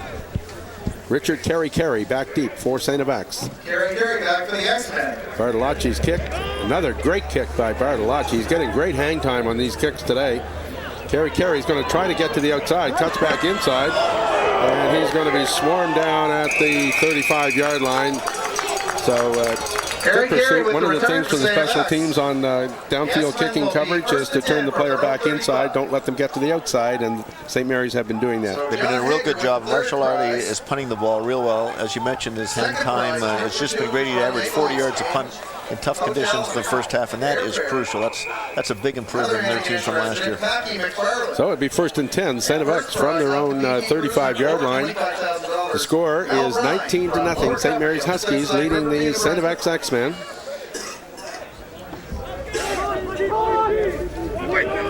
They're in the I formation. Chessa is at quarterback. The handoff goes to Matt Williams. And he fights his way out for about 5 yards. Nick Chessa starting the second half for the X-Men at quarterback. So Coach Stevens giving the youngster an opportunity here this afternoon. Well, he's got to make some changes here. They really struggled in the first half, and as you mentioned, Bill, he's a little bit quicker, and maybe that'll allow him to get away from the pressure a little bit more and give him a little more option what kind of plays they can run. Exactly. I think you'll see Chessa run a little bit. He's a very good runner. Likes to scramble a bit. St. FX break from the huddle. They're in the I formation again. Wide to the left. He's got 3 receivers. And Fougier is the lone receiver on the far side.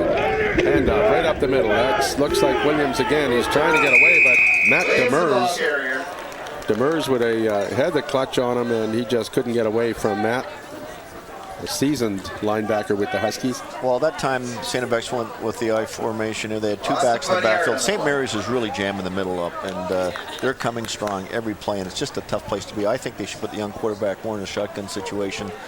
Let him roll out a bit from the shotgun, run some draws, some screens, just to keep the St. Mary's pressure off balance a bit. And if they keep handing the ball off the center, it really makes it tough for a young quarterback. Right, it's 3rd down. Andrew Gallant back to kick.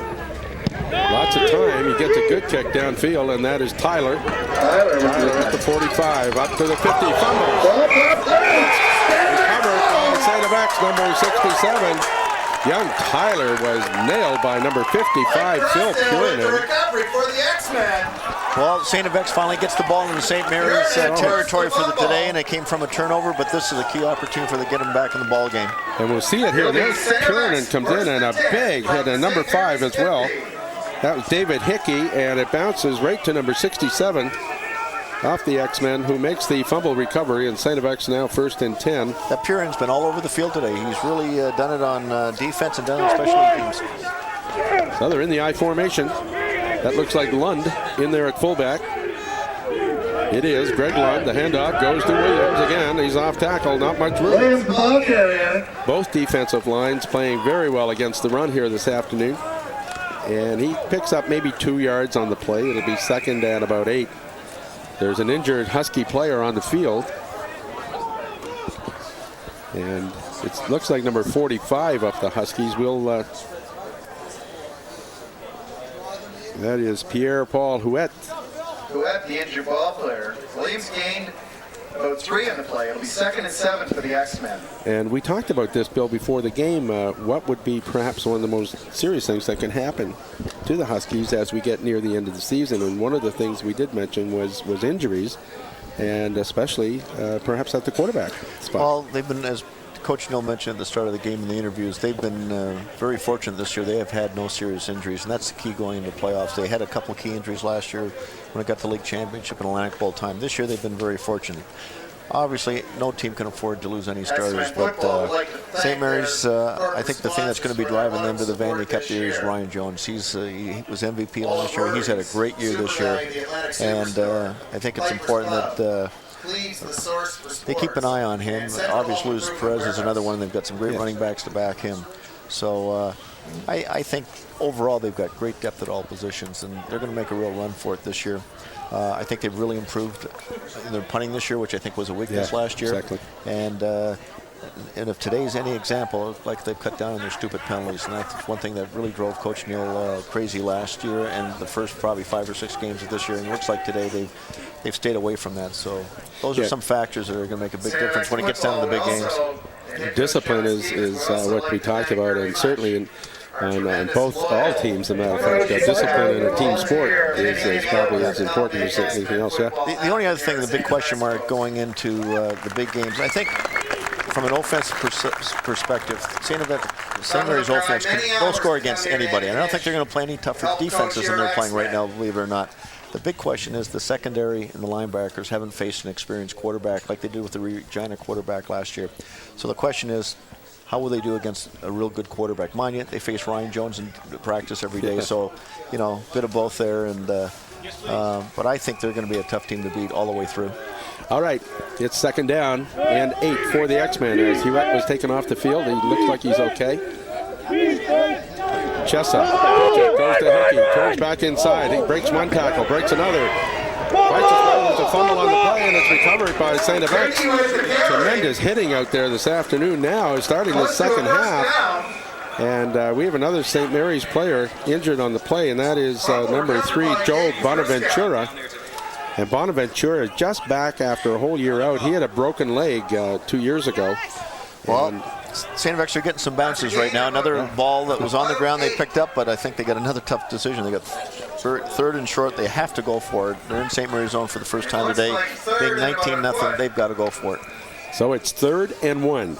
And we got to remember last time they went on a quarterback sneak and it went nowhere. So we've seen J.R. Gallant in that situation many times this year. We'll see how Chessa does. Chessa's quicker. Wants to run. And the other 3rd down, they went for the long one.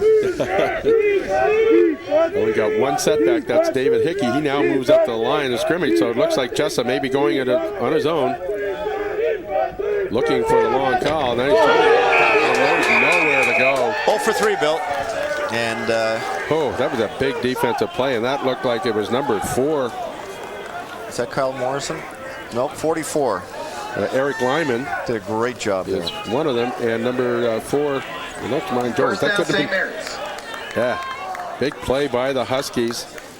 So St. FX are stopped on 3rd, and they will turn over the ball on downs to the Huskies at their own 41-yard line. Great play by Eric Lyman there. Yeah. 2 quarterback sneaks have been jammed, absolutely nothing. They tried to go deep one time on a play-action pass, and St. Mary's defense is really up to the task today. They've done a great job. So Ryan Jones, still a quarterback for the Huskies. Lone backfielder. That is Perez. Perez takes the ball on the drive, breaks a tackle, and fights his way out to about the 48-yard line. So Perez, the ball carrier, turned a loss into a gain on that play. He was caught in the backfield. Well, that was all Luis Perez there. Number 61. Nowhere to go. 7. And that's why Luis Perez is going to be all Canadian this year, and the shot at being the hit crate in the award winner. Great run by Perez. He did it all on his own, as he said. So it's a gain of 7. Again, St. FX's defensive front 7 are doing a great job. There's Perez again, and he's going to be very close to the 1st down. He went to jump over one of his own linemen who was down on the ground, and just didn't quite get over him and came down a little short of the 1st down. So it'll be 3rd and short. But I think this is going to be Luis Perez, his half. He's going to be getting the ball a lot this half. Beautiful afternoon now for football here in Antigonish. We've had it all. We had beautiful weather this morning, early afternoon. Then we had the rains at the start of the game. Then we had the rainbows, and that seemed to put an end to the rain here this afternoon, and now we're in the sunshine. There's another fumble, and it's recovered by STFX. So we'll have another look at that. That's looks like Charlotte. Didn't look like Ryan Jones got the ball at all. Looks like he's just a little... Unless it was an early snap. That's the only thing I can think of, Bill. That ball just slid. It just slipped. Didn't have it from the start. Looked like everything was there, and it was just a slippery ball and got out. So again, that's another turnover by the Huskies, and that is not what Coach Nill would like to see this afternoon as well. So STFX, if they could mount any offense here, could make this a closer ball game, because now they're creating their own chances on defense. There's the snap. Handoff is right up the middle, and another tackle, and that's Demers, who got in the backfield to trip up Matt Williams, and no gain on the play. It's a name we haven't heard too much today, Bill. No gain on the play. But a real fine play there to sneak through, and no gain on the play. So Demers was in the backfield. Check that, lost of about a yard. 2nd and 11. So 2nd and 11. St. Mary's 51. STFX forced into a passing down.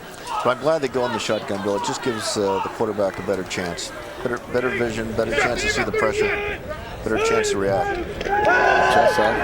It's always good looking pass, but it's just about picked off. And wow. Should have been picked off. That's running before you get the ball. That particular play, STFX offensive line probably did the best job they did all day in picking up the blitz and covering. Gave them lots of time. Again, it just gets down to reading and making the execution. And that looked like Leslie Mullings, actually, that made that play on defense. And Leslie is one of the backup running backs for the Huskies. Here he comes. He's still on defense. Hell of a job. Let's see what job you can do here. Let's go, Les. Third down punt is Andrew Gallant. It's the snap. Kick is up, and it's going to come down to Tyler again. He fumbled the last time. He's turned inside, and he's hit again. A big hit at the 34-yard line. So the Huskies will scrimmage 1st and 10 from their own 34. He's brought down hard by Adam Stinson. 19-0, the Huskies lead here in the third quarter. We've got 7:55 left in the third quarter. St. Mary's 1st and 10 from their own 34. And Ryan Jones, as we said, has gone all the way. He's got Luis Perez as his lone running back. They're still spreading that offense. They've got 5 receivers. Perez lined up beside Jones. Now he moves up. Snap. Jones looking sidelines. That's been there all day to Jay Curry, and Curry steps out of bounds at the 49-yard line. Well, that's his 8th catch of the day, and it's all, I think 6 or 7 have been the exact same 10, 12-yard hook. So Curry has been the favorite target of Ryan Jones this afternoon. Patrick Thibault, I think, has one reception. And that was Hewitt that was injured on that play for the Huskies. He's got an ankle injury. St. Mary's 1st and 10 from their own 48. We see Matt Demers down on the training table as well, down in front of us. Demers looks like he's been hurt. Jones throwing through the sidelines. It's a great catch on the far side. And that number on the far side, number 16, that's Jones pass complete to Labuki. Josh Labuki. So they got Labuki at offense. They got Mullings on defense. Mixing it up so a bit. Blake is mixing up his players, giving them all kinds of opportunities. So that's a 1st down. It moves the sticks to the STFX 51-yard line. Bill, there's been a lot of short ones, and we haven't seen a long pass since early in the first quarter. So I think play action and could be some play action, a little hook and go setup, double pump, and it almost looks like they're playing man under with one deep free safety.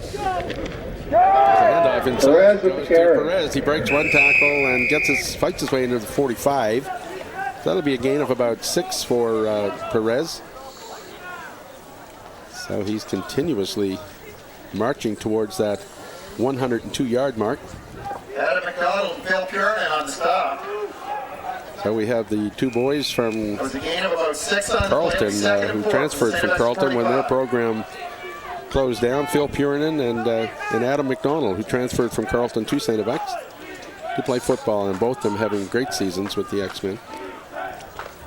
There's Perez, goes up on the line. Jones again having a little trouble with that snap. The pass is over the middle. It's complete to Fleming. Jones complete. And Jones took a big hit from Ricardo Charlotte in the backfield. No penalty on the play. It's another first down for the Huskies as they start marching now downfield. Yep, Ryan Jones and Ian Ferguson are still having trouble with their exchange. He bobbled that one and did a real good job to get the ball off, really off bounce, and almost knocked down by the linebacker there. Good That was throw. a great throw. Actually, he threw it sidearm and able to get it under the arm of Mike McCullough. So Ryan Jones continues in the shotgun. Stala going wide to the right. He's got Curry on the left. He's got Perez. He's looking sidelines right, which has been there all day, and it's incomplete. He's going a bit behind. That was number 16, Lebucki, or number 18, that is, for the Huskies. Travis Tyler. That time they tried to sneak Dave Stella down through the seam, and he got jammed up real well by the linebacker, but St. FX has really got to be conscious of that deep pass now, especially after the setup of the short ones. 2nd and 10, 5:28 left here in the third quarter at Olin Stadium this afternoon. The game between the Huskies and the X-Men. Brought to you all around the Maritimes here on Eastlink. 19-0, the Huskies leading. Snap. Ryan Jones way back. Now he throws over the middle. Oh, and Patrick Tebow, and we've seen Tebow break those for long touchdown runs. Patrick, the ball was a little behind him, I think. Just a little bit, but that's the ball he should be catching. And he had some running room there. He had one here it is, linebacker Bill, to beat. you'll see him, and it just had to reach back a little bit, but he's got that great speed. And if he gets loose, Tebow is going to go all the way. So it's third down. St. FX Bartolacci is going to attempt a field goal from about the 37. Paul Fleming in there to hold. 37-yard field goal attempt. Carry back for the X-Men. So we'll see. We've seen them fake this once this year with Fleming going wide. There's the snap. Ball is placed. The kick is up and is long enough. It's wide. Kick is wide. And Carey gives up the single point. And again, that's a case, Bill, that new rule in intercollegiate. If you run it out of the end zone and get it out to at least the 1-yard line, it comes out to the 20. I'm surprised Carey didn't. Well, when you look at the scoreboard, it looks like they're going to need 3 touchdowns or 4 scores if you want to put field goals on that. So for 15 yards at this point in the game, I think field position is crucial, especially the way St. FX has been unable not to move the ball. So it comes out to the 25, I guess. So they gain 5 on the play rather than trying to run it out and save the possibility of an injury at the same time. They're at 35, sorry. So it's 15 yards. yards. It's 15-yard difference. St. FX, 1st and 10 from their own 35. Lund and Williams in the backfield. They're in the I formation. Lund is at fullback. Matt Williams at tailback. They start in motion. The handoff goes to Williams. He's trying to get outside, and there's just nowhere to go. St. Mary's have really plugged up that defensive line this half. St. FX were minus, I think, in the first half, minus 8 yards rushing, and certainly are still minus in the rushing department. So the St. Mary's defense playing great here this afternoon. Demers looks like he's shaken up on the play. Yeah, he was hurt earlier in the last series. Yeah, we saw him. I'm not sure what it is, Bill, but he looks like he's shaken out. Again, they've run out when they've run out the I formation, they've had absolutely no success, especially running the ball. And again, even the one play they gained the 10 yards, it was off the shotgun formation. I think it just opens up and allows a little more visibility for the running back and the quarterback to see what's happening.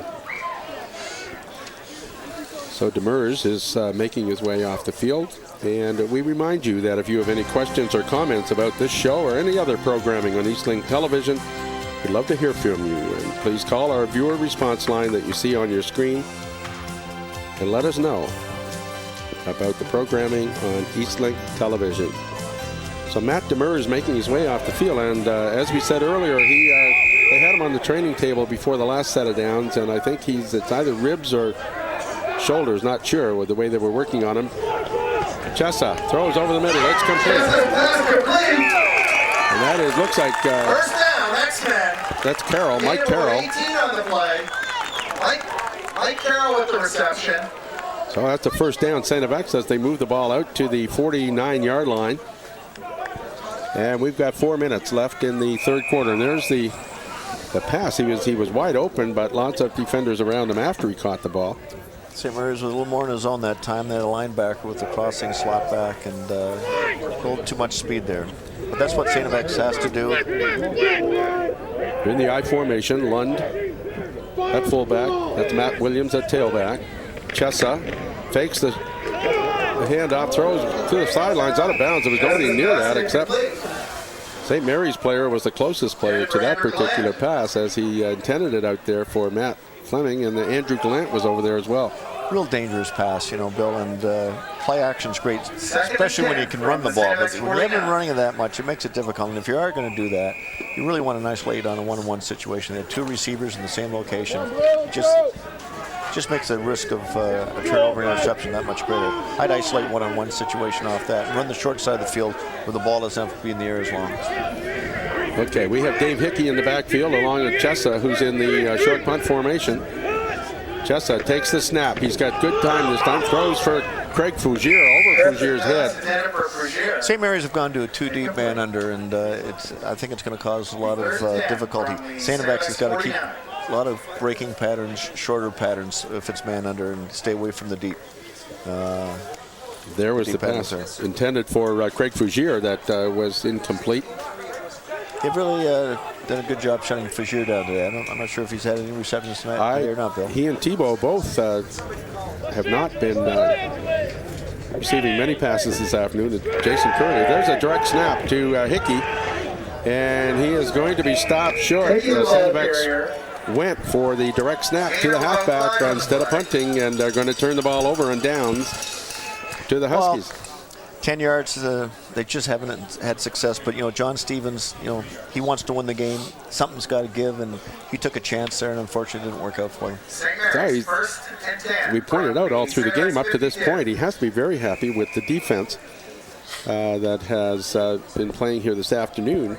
The Huskies lead at 20-0, but certainly nothing like we saw in their first 2 meetings so far this year. Game is not over yet, mind you, but certainly with 2.5 minutes left in the third quarter, it is 20-0. Jones fakes the handoff, throws wide to the sidelines. Oh, and it just about picked off by Sean Duge. Came in very quickly to knock that pass down intended for Dave Stala. Well, St. FX is getting a little wise to those short ones. Paul Fleming ran a goal pattern that time, was wide open.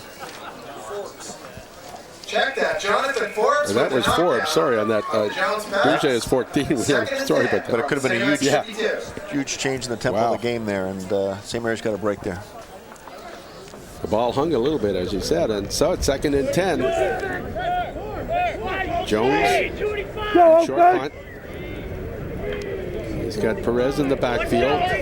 He's moving up, passing down. He takes the snap. Under pressure, and he gets away from it, throws, and it's, great catch. Good concentration by Stala.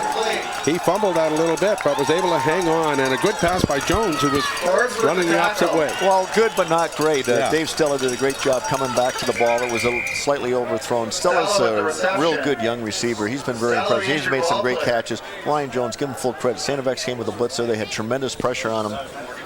And if Ryan just could have held on the ball for just a minute or 2 more, he would have been able to turn his shoulders and get the ball a little deeper, and he had a couple guys wide open, but still, a big play for St. Mary's. St. FX almost got him. Well, we may have a look at that again. Here it is. Jones under pressure, rolling to his left, throws off balance. Stala comes back. He bobbles it. Concentration and hangs on. Great catch. Great catch. And I mentioned Ryan if he could have held on, but he didn't have any time. There was a linebacker right on him. So he's thrown to the ground, and he's still down. And if we remember early in the first quarter, his rib cage just at the goal line, when he reached back to catch a pass, he was wide open, took the shot, and it looks like he may have landed on the ball on that one after he was thrown to the ground. Yeah, he's probably got a bad bruise from the earlier hit, and that I'm sure he's feeling it right now. Right. So we see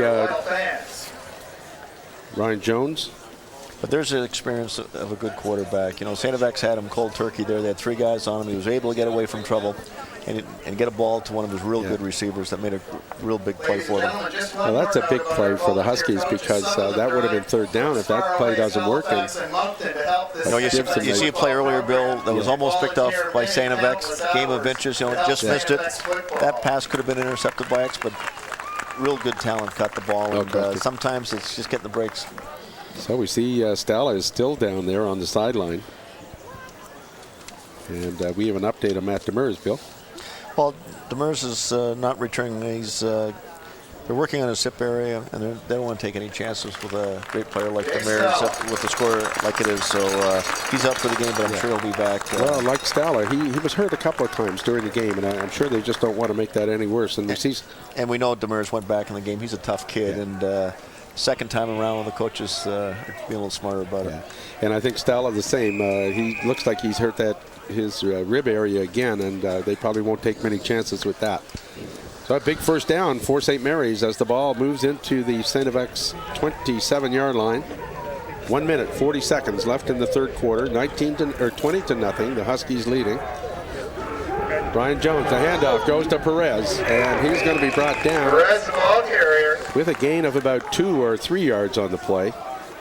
So Luis Perez finding it tough to break one here this afternoon, but he's come close a couple of times. But he's up to probably about 73 yards.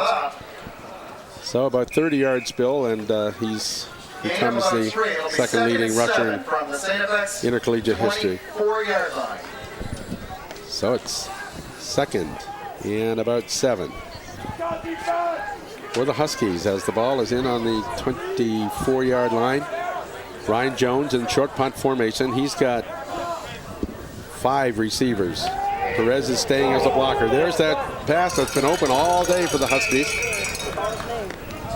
And that looks like Jones pass complete. Brad Smith with the stop for the X-Men. Tyler on the reception. And that's that sideline pass that we've seen so much this afternoon. Well, I give St. Mary's credit. They're going with something that's working. St. FX has adjusted a little bit. Ryan's making the right decisions right now. I think it's time to hit one of those seam patterns. First down St. Mary's from the St. FX. I remember when you were down on the sidelines, Al Keith was up in the press box. Do you plan a series of plays in advance? Or I didn't know Al was up in the press box. He never had his earphones on. He liked to run the ball too much. Didn't have the earphones on, but it was always interesting. It seemed to be a series of plays to set up a play. There it is. Ryan Jones again throwing off balance. Bill, you might see offensive pass interference here. I think it was. It's going to be interesting to see what happens. Mike McCullough was downfield. Mike McPherson was going out on the sideline there. He used his hand to brace off the St. FX defender, and I'm not sure which way they're going to call that.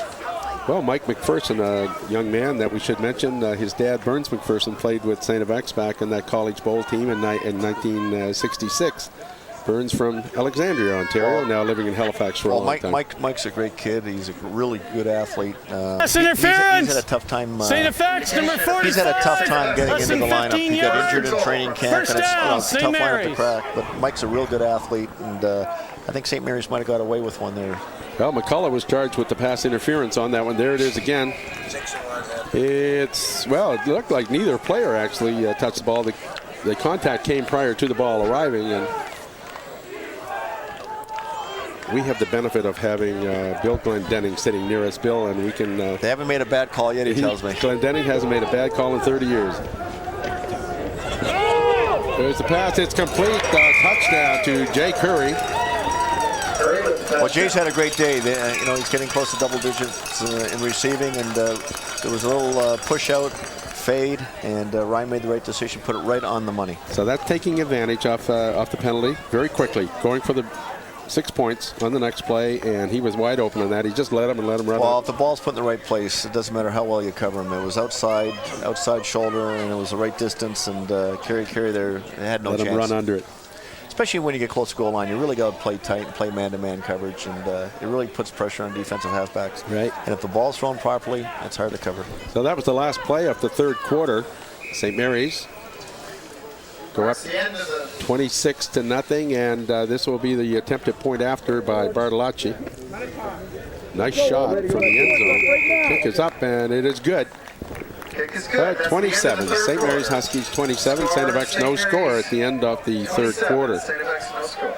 You know, while we have a little time, Bill, one of the things that Alex J. Walling has talked to me about, we were kind of comparing notes. He had a conversation with Bob Hayes about great teams in the Atlantic Conference over the last 40 years. And he mentioned the great teams of the Loney era. He mentioned the 73 team that you played on. And we talked about this year's St. Mary's team. And I've always argued that the best athletes can play at any time, but great teams may not play at any time. And I think the athletes are so much bigger and stronger and faster, better coached today than they were back 40 years ago, that this team that I saw at St. Mary's this year is the best, I think. Well, let me take it one step further. You know, you mentioned about great players being able to play at any time, and I think that there's truthness to that. Carroll, great teams are teams that win go in their deep. ears. Where is Carroll? So, you know, it's hard to compare one year, but I'll tell you, this St. Mary's team has to be probably the best team, and I say that for a number of reasons. They've got tremendous depth. They've got lots of experience. The kids today are bigger and stronger. They play this game, I think, in terms of football training, 12 months a year. Yeah, exactly. We might have played sports 12 months, but they concentrate on football, the whole aspect of proper weight training and diet. And I think St. Mary's, it'd be hard to argue they're not the best team. Now, they still haven't won a national championship, but once they do, I think you can classify them as one of the greatest, if not the greatest team that ever played. But they still have some work to do yet. Exactly. So Carroll brings that kickoff back to the 40-yard line, and it'll be 1st and 10, St. FX from their own 40.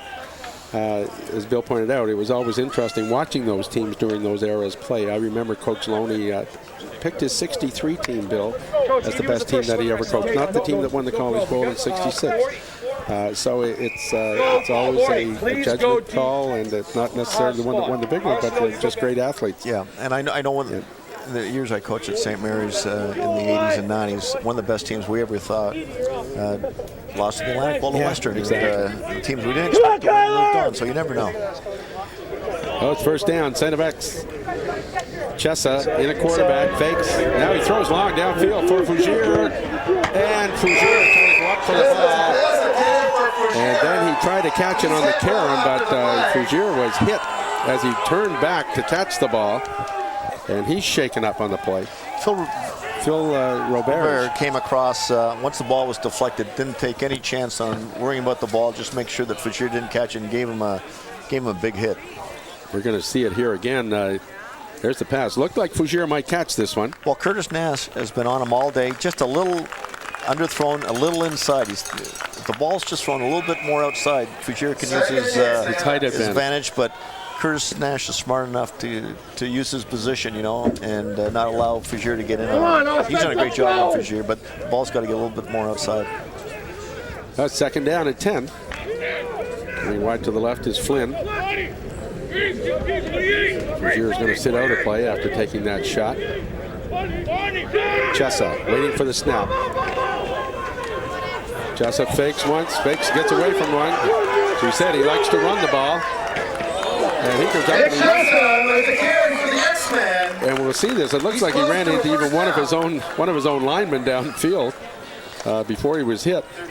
But Nick Chessa very close to the 1st down. I think he ran into his fullback there. Yeah, he looks like he ran into one of his own players. Might have been Greg Lung. He was coming back to make a block, but the two collided. We'll get a look at it here. There's Chessa getting out of the backfield. He's got one block right there. Now he cuts back in, and right here, he bang right into one of his own big linemen, coming back to throw a block for him. That's a gain of about 9 3/4 yards on the play. So J.R. Gallant now comes into the game for St. FX. Chessa was shaken up a little bit. We see him down on one knee, down on the track. So J.R. Gallant goes in. St. FX are going to go on 3rd and short. And they've got Lund in the backfield, and there's the Well, 1 for 4 is not bad, Bill, but it's might be just a little too late. Oh, he picks up the 1st down for the X-Men as the ball moves over the 50-yard line. 12 minutes, 57 seconds left in the 4th quarter. 27-0, St. Mary's leading. But this would be a game I think that Blake Mill was kind of happy that his team ended up playing today, because it's been a tough game. They've had to play a little more tough on defense and offense today than they have for a while. First down. Delant in a quarterback. The handoff. There's a fumble on the play, and the ball is bouncing around. It looks like St. Mary's may have recovered. Fumble on the play. Yes, it is. St. Mary's recovered. And that looked like it was Dave Hickey. We'll wait to see who the intended handoff. But that was similar to Ryan Jones's fumble a while ago, where the halfback on the exchange, it just seemed to, we'll get a look at it. That's number 34 for the X-Men right here. And there it goes. Looked like the ball was there, and yeah. the back just didn't went take behind it. him. But Bill, getting back to your point, you know, Blake may be a little frustrated the team didn't move the ball as well, especially Luis Perez, but St. FX's front seven has had a great game. I think I give them full credit today. They played really tough. They've come hard in the second half. They've continued, despite being on the field for a long time, they played really well today. And they haven't given the big play, which has been St. Mary's signature this year. Exactly. There's Jones, a little screen pass. It's set up well. Cutting back inside and brought down at about the 37-yard line. That was set up perfect. That was a beautiful little screen pass, and Perez on the reception. The last 2 or 3 series, St. FX has put a lot of pressure on Ryan Jones with the blitz, and they've come hard, and that was a perfect call at that time. It looked like it was really set up. Couple of good blocks, too.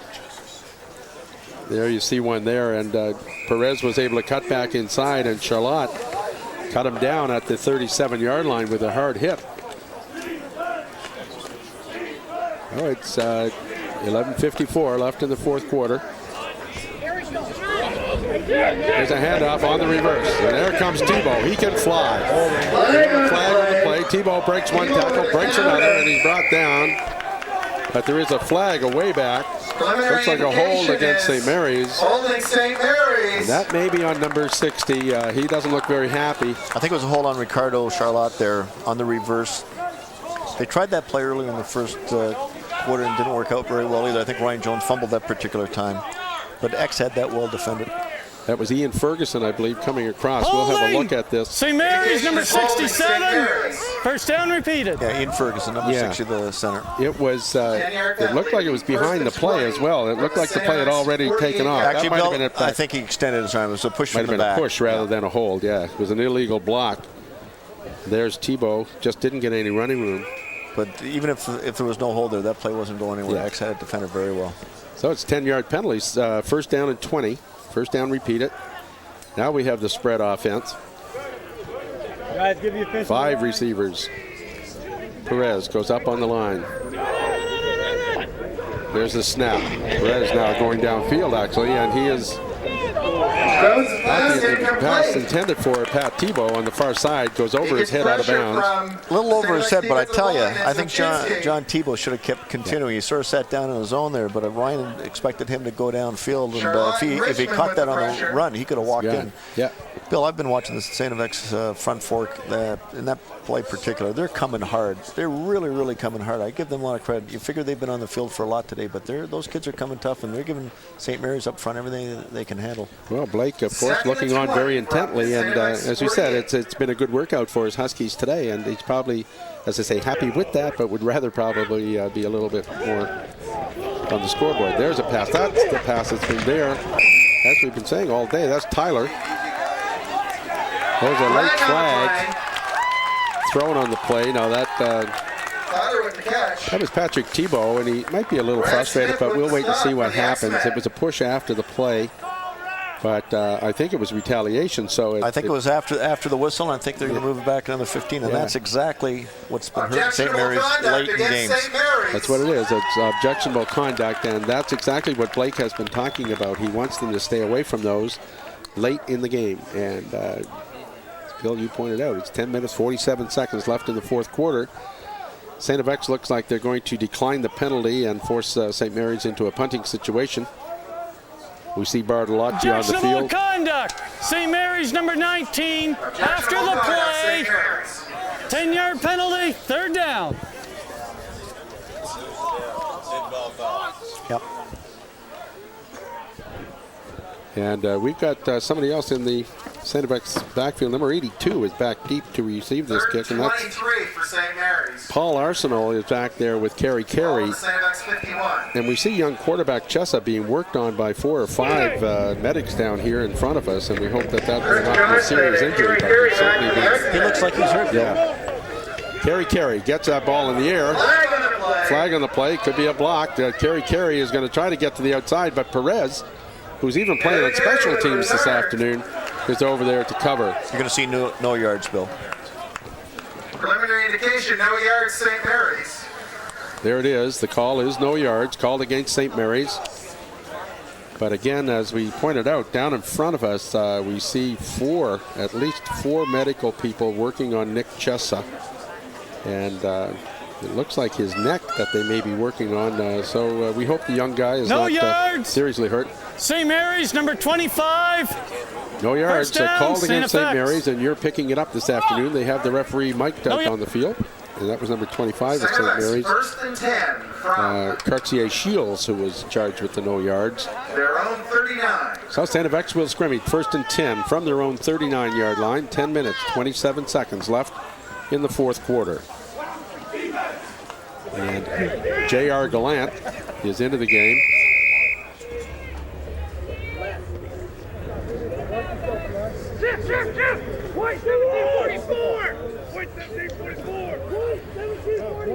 Gallant, long time getting this play off. There it is, the snap.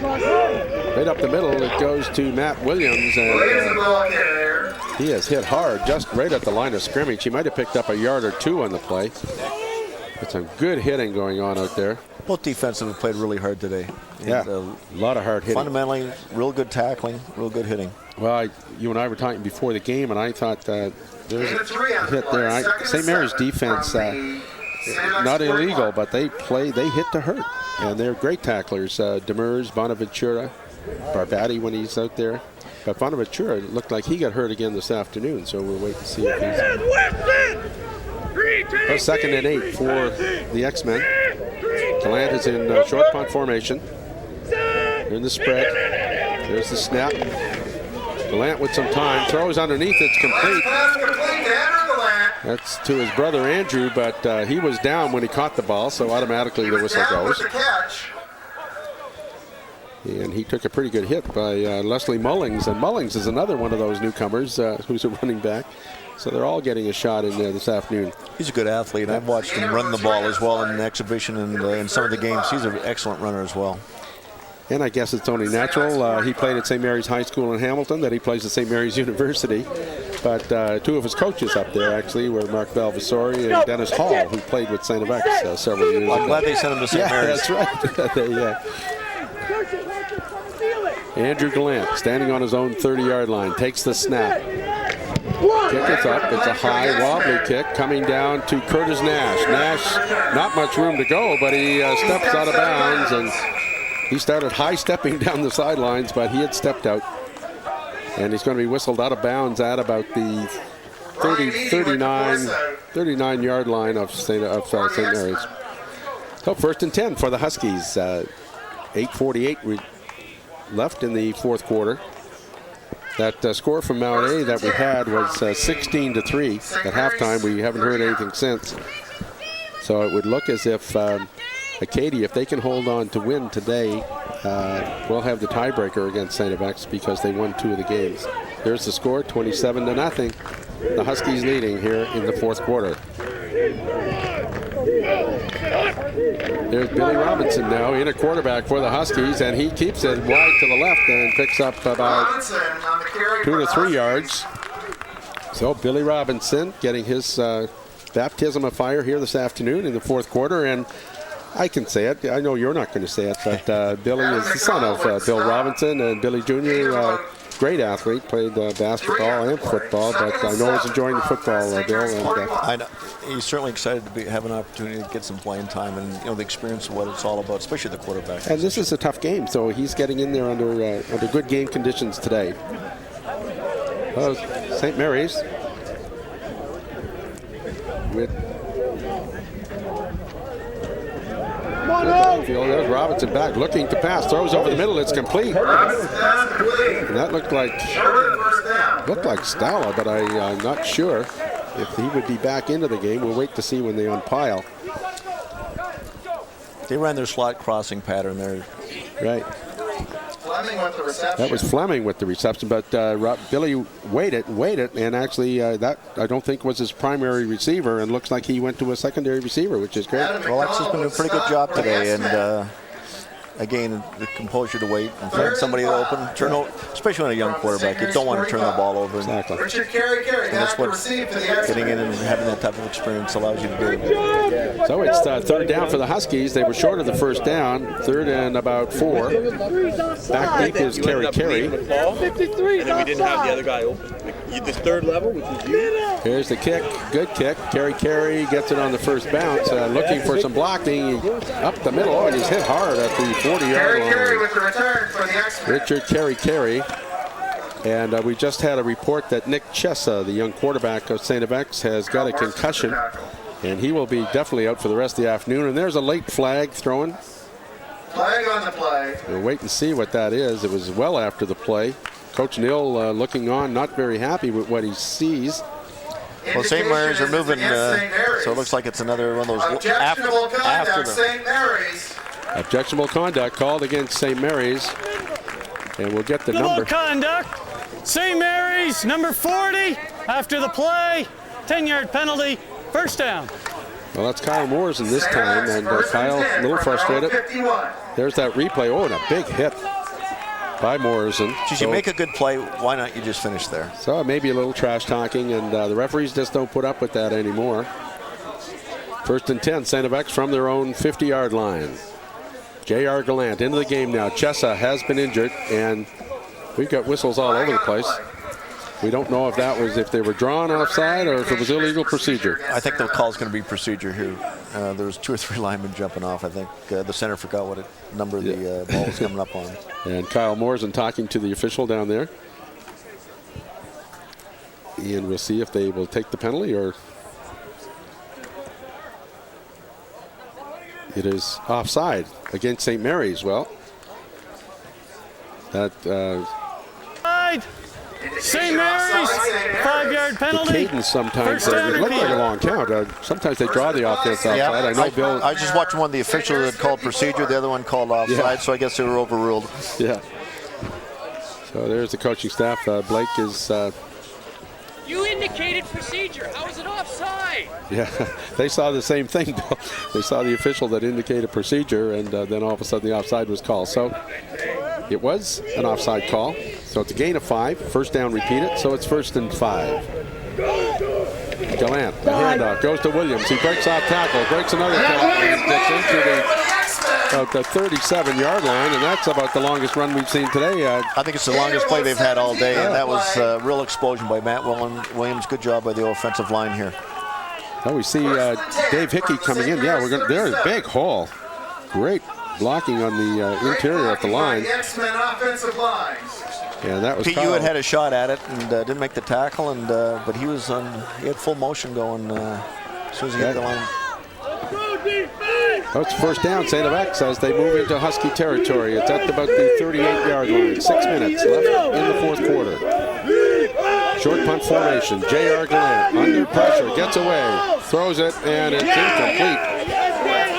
J.R. just released that and very close to grounding. Well, he almost lost it. When the lineman coming in tipped the ball and almost lost control of it. So he incompleted pass. So it'll be 2nd and 10. Ball at the 38. 2nd and 10 from the St. Mary's 37. And it'd be interesting out in the field with St. Mary's. They're playing into the sun, and probably very difficult to pick up the ball. Well, where it's a real advantage is on the offense right now because the receivers have to turn around and look in the sun, especially the receivers on the far side of the field. There's a snap. It's a little low, but picked up, and he's going to be throwing for a big loss on the play. Fumble on the play. It's picked up by St. Mary's, number 54 or 44. That's Eric Lyman. Got the 5. He touchdown. It is ruled a touchdown.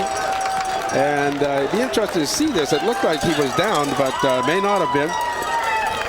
Well, it just looks like it is, and it looks like St. FX thought it was down too because none of the players reacted.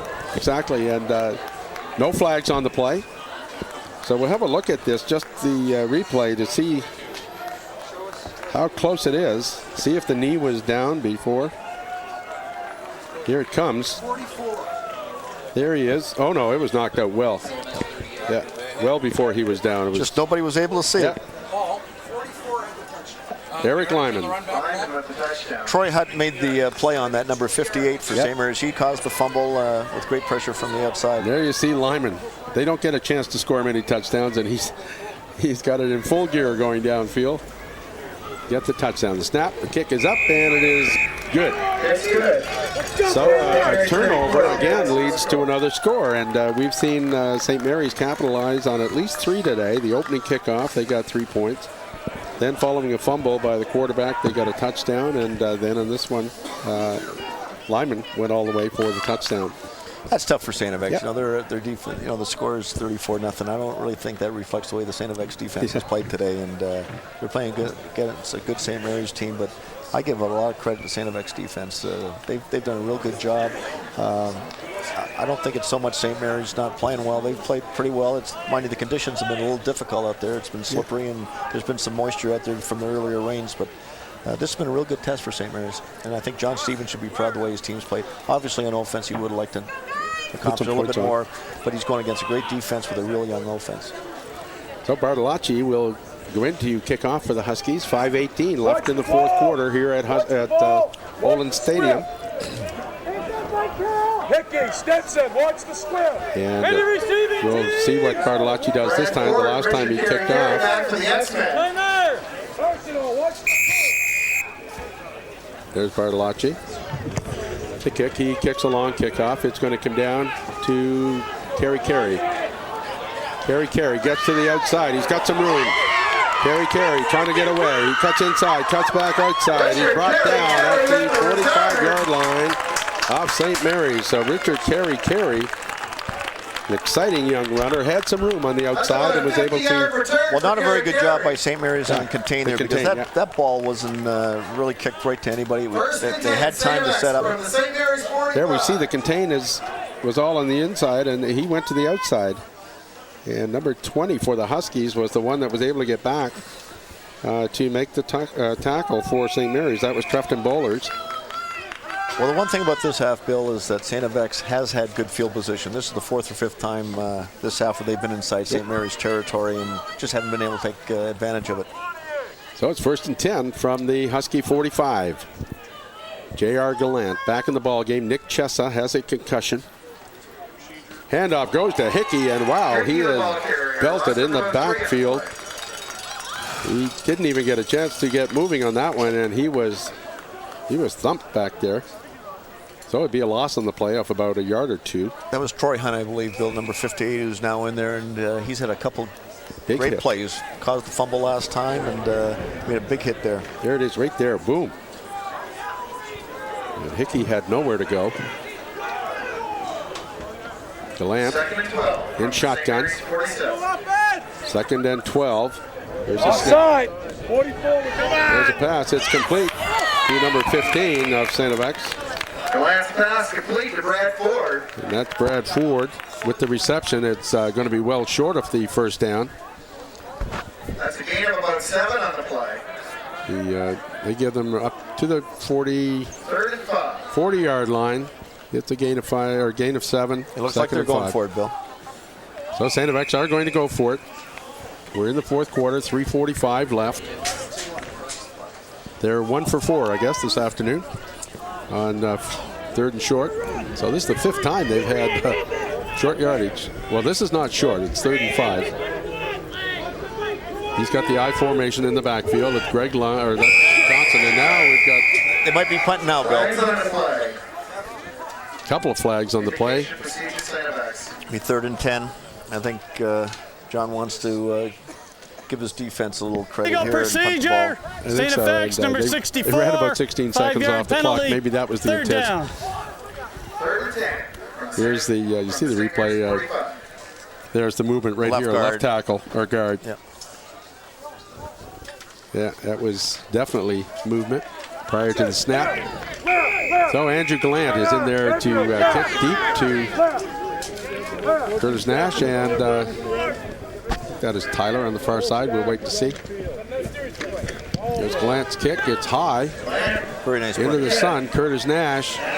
He's going to go right up the middle. You can see him cutting in. I know. Good tackle downfield on the 20. That was Adam McDonald. That was a key tackle. Curtis had a big opening there, and if that tackle was missed, he had a lot of running room. So we'll see Adam McDonald, who's had a big game this afternoon with the other linebackers for St. FX, McCullough.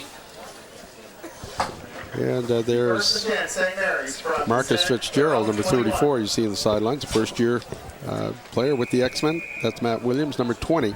Bill, St. Mary's have Atnas Mako out there, the kid from Africa that played out in British Columbia. He's a real great athlete, great basketball player. I know Ross Quackenbush is really high on him. He's in probably the top 8 at St. Mary's now. Tremendous speed out there. And Robinson is in a quarterback. The handoff goes off tackle, and no room there. And that was number 33 for the Huskies. No active ball carry. Stop for a loss. That's Gabe Harvey. Gabe Harvey, who took that handoff. Again, that's been the trademark of St. FX today. They've really shut the run down. Well, it's nice to see Halifax West boy, and Harvey, I think, played out in Sackville, didn't he? And yes, and this summer they played together on the under-19 Nova Scotia team that went Mike up to the McPherson, Canada I Cup. think, was CPL or one of those teams. Yep. So Mike's done a good job getting a lot of the local kids and developing them well. Oh, it's second and about 11, a loss of 1 on the play. Robinson at quarterback. Gabe Harvey is in at running back. Short punt formation. Robinson under pressure. He throws. Good pass downfield. That is picked off. Coming back, that's number 23, Jeremy Steves, with his 3rd interception for the X-Men. And Billy, he got some zip on that ball. It just hung up there in the middle, and we'll see Steves coming in. You'll see the pressure there. He threw it. Little off balance. Well, Bill, that was a tough one to throw, especially over the middle. There was pressure came in. The snap was a little low, but I think the decision there was probably maybe take the loss. It's awfully hard for young quarterbacks. That's right. And that was young Steves that we talked about earlier before the game, Bill. This young fellow is from Moncton, New Brunswick. He's an excellent scholar. He's a Danny Gallivan Scholarship winner at St. FX. He's a high average student as well as a good football player. So St. FX now with the ball inside the St. Mary's 30-yard line. This is the deepest they've been all day. There's a long pass. They're going for everything.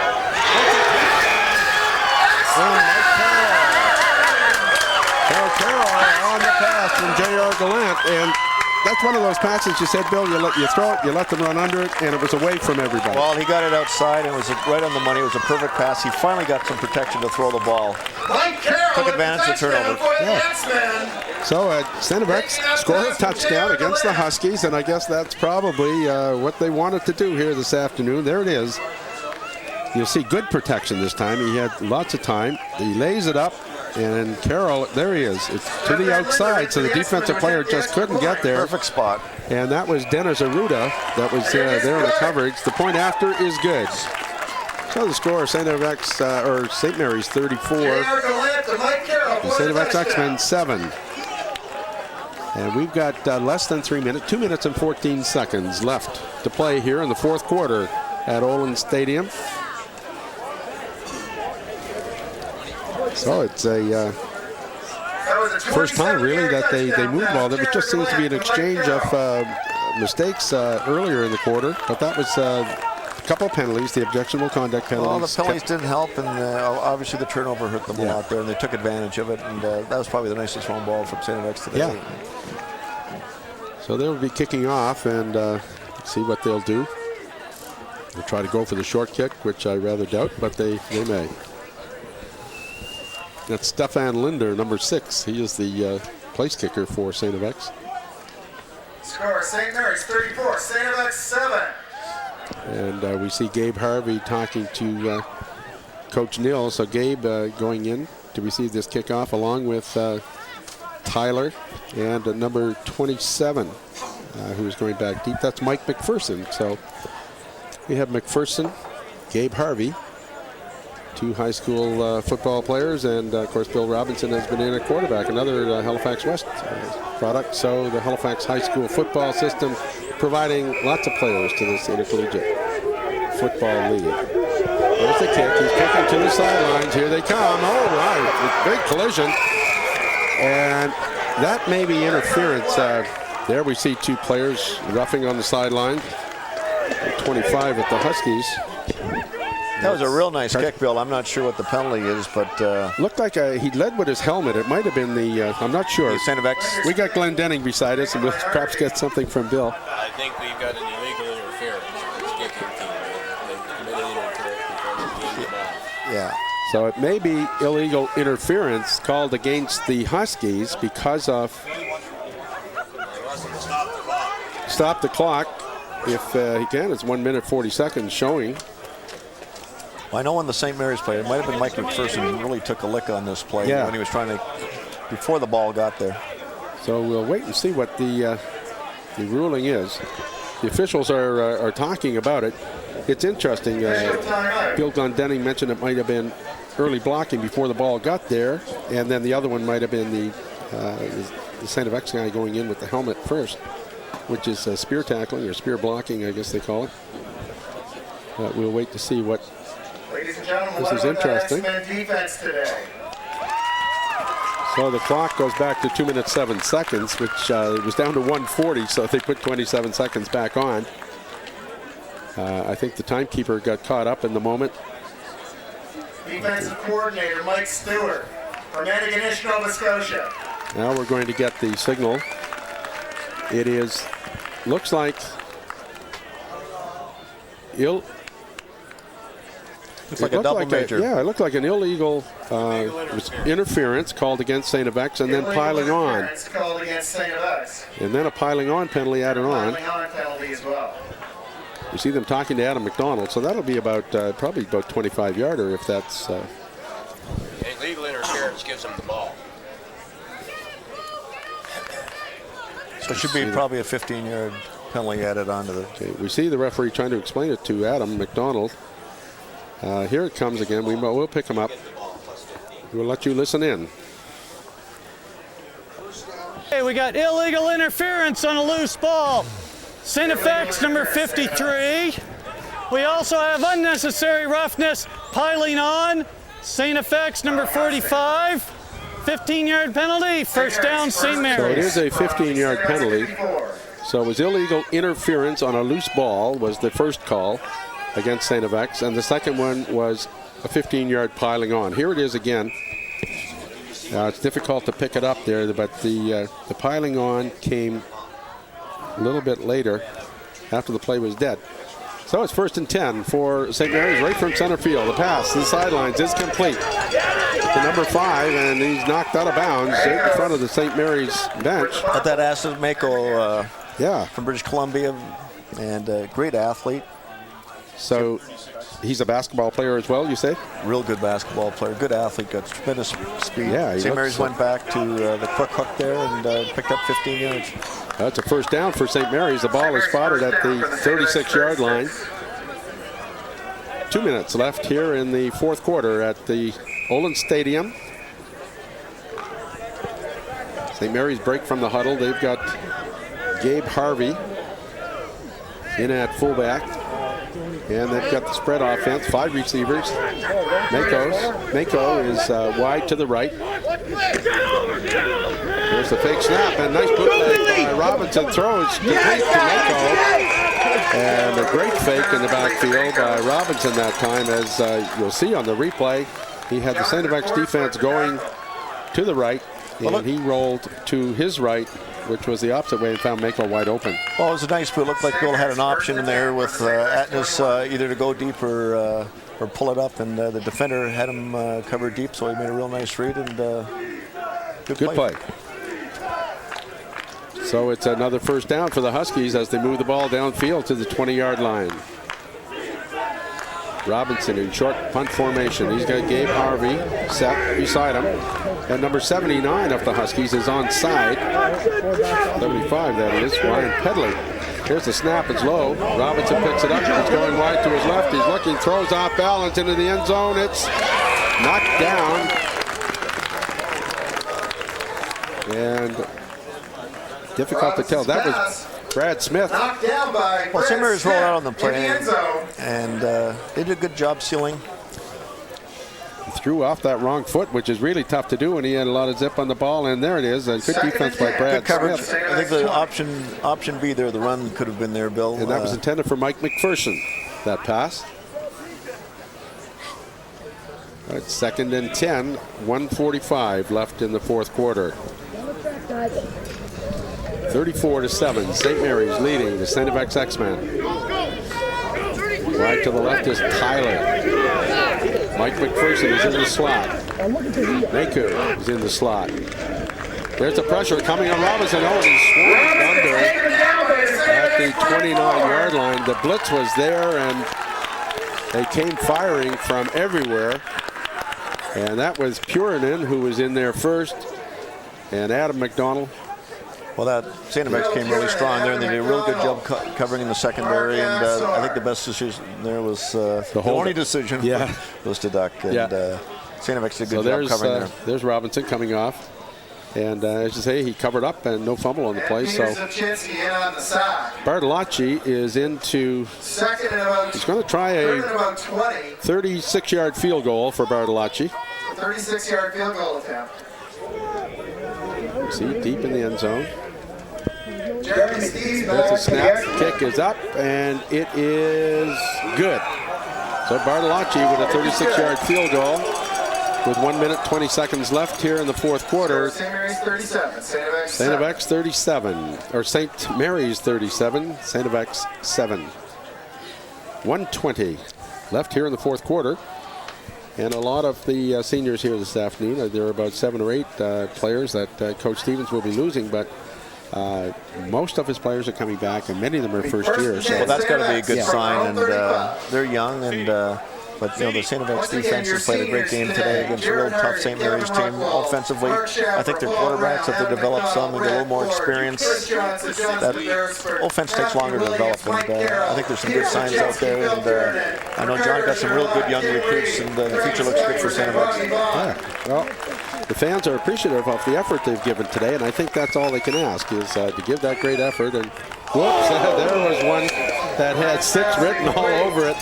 Yeah, that was number 20, Trufton Bowlers, who came in, almost had the interception. The pass was intended for Ford, and he just saw the touchdown written all over that. There it is there. And anyway, it goes as an incompleted pass. Could add his name in the paper. Yeah. 2nd and 10. J.R. Gallant, who's gone back in a quarterback. We see Nick Chessa still on the bench down there. He suffered a concussion.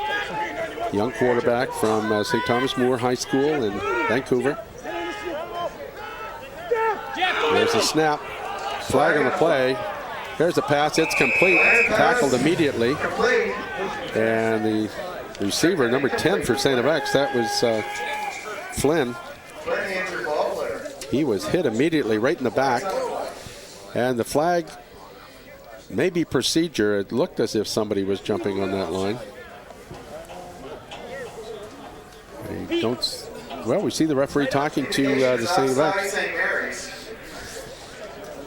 Matt Flynn went down for about a 5-yard hook there, Bill, and really got dinged on that one. St. Mary's, number 44, 5-yard penalty. In the first half, he had 3 receptions, and they were going second to him, down and repeated. Just haven't got the ball to him enough in the second half, but he paid the price that time. Eric Lyman was the player called on the offside, and we still have Flynn down on the field. He took a real shot to the lower back as he caught that ball. We might mention, well, we have, there it is right there, right in the lower back, and the helmet caught him right above the hip. And while we have a moment here, we're going to mention that St. FX University had a huge recruitment raffle they called it here this afternoon. Kind of interesting watching the draw for a PT Cruiser for $25,000, and the winner of that was a Mel Bryan from Lower Coverdale, New Brunswick. And we have to mention Packy McFarland, a good friend of yours and mine, Bill, won the second prize, a trip for 2 to Toronto. And John Hagar, the controller here at the university, won a prize to a Detroit Lions football game. Well, Packy's turned in quite a traveler since he's retired, so I'm sure that he can fit that into his schedule. Well, I think you or I at least should accompany him on that trip. And we'll talk to him when he gets back from this trip.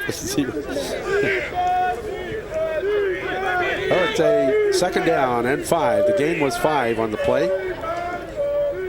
J.R. Gallant up over the ball. 1 minute, 10 seconds left in the fourth quarter. The handoff goes to Williams, and he breaks one tackle, fights his way up to about the 45. It's going to be very close to a first down. So Matt Williams has shown some power running.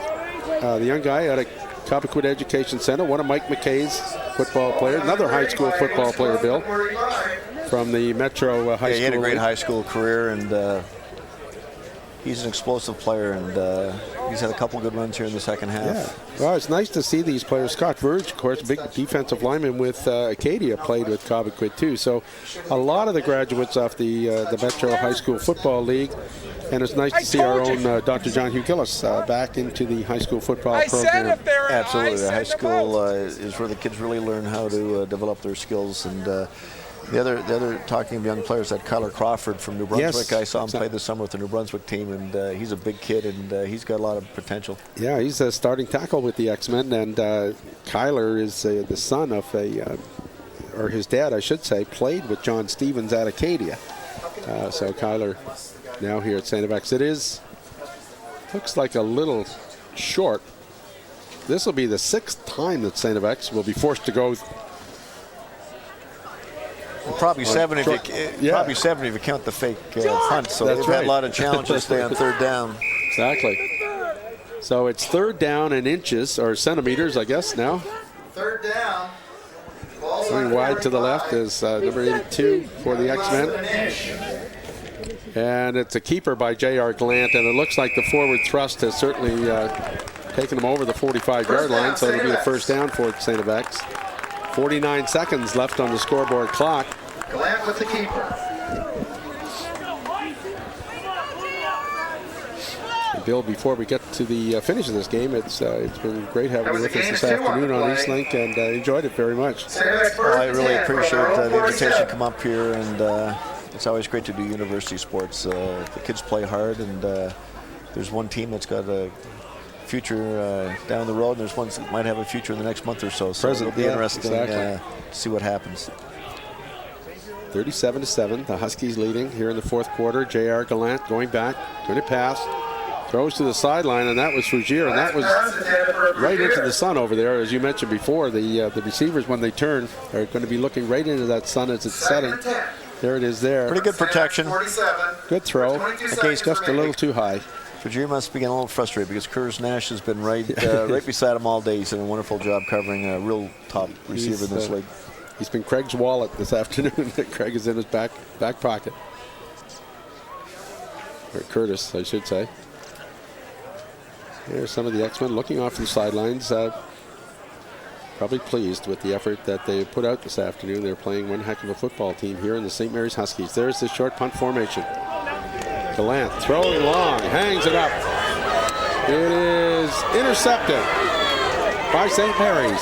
Number 16 coming back inside. Oh, and a big hit downfield by Mike Carroll.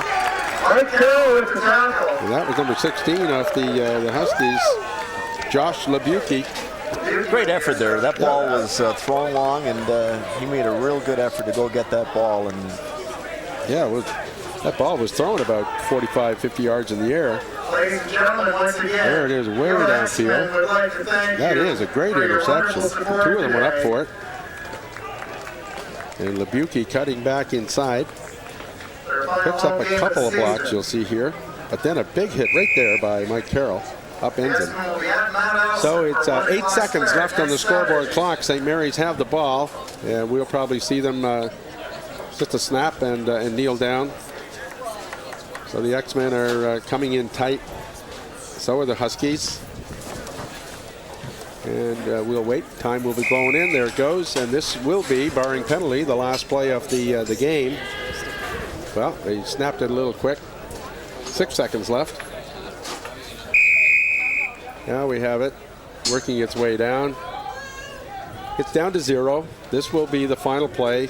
And there it is. Bill Robinson kneels down with the ball. The game is over. Final score of St. Mary's 37. The St. FX X-Men 7.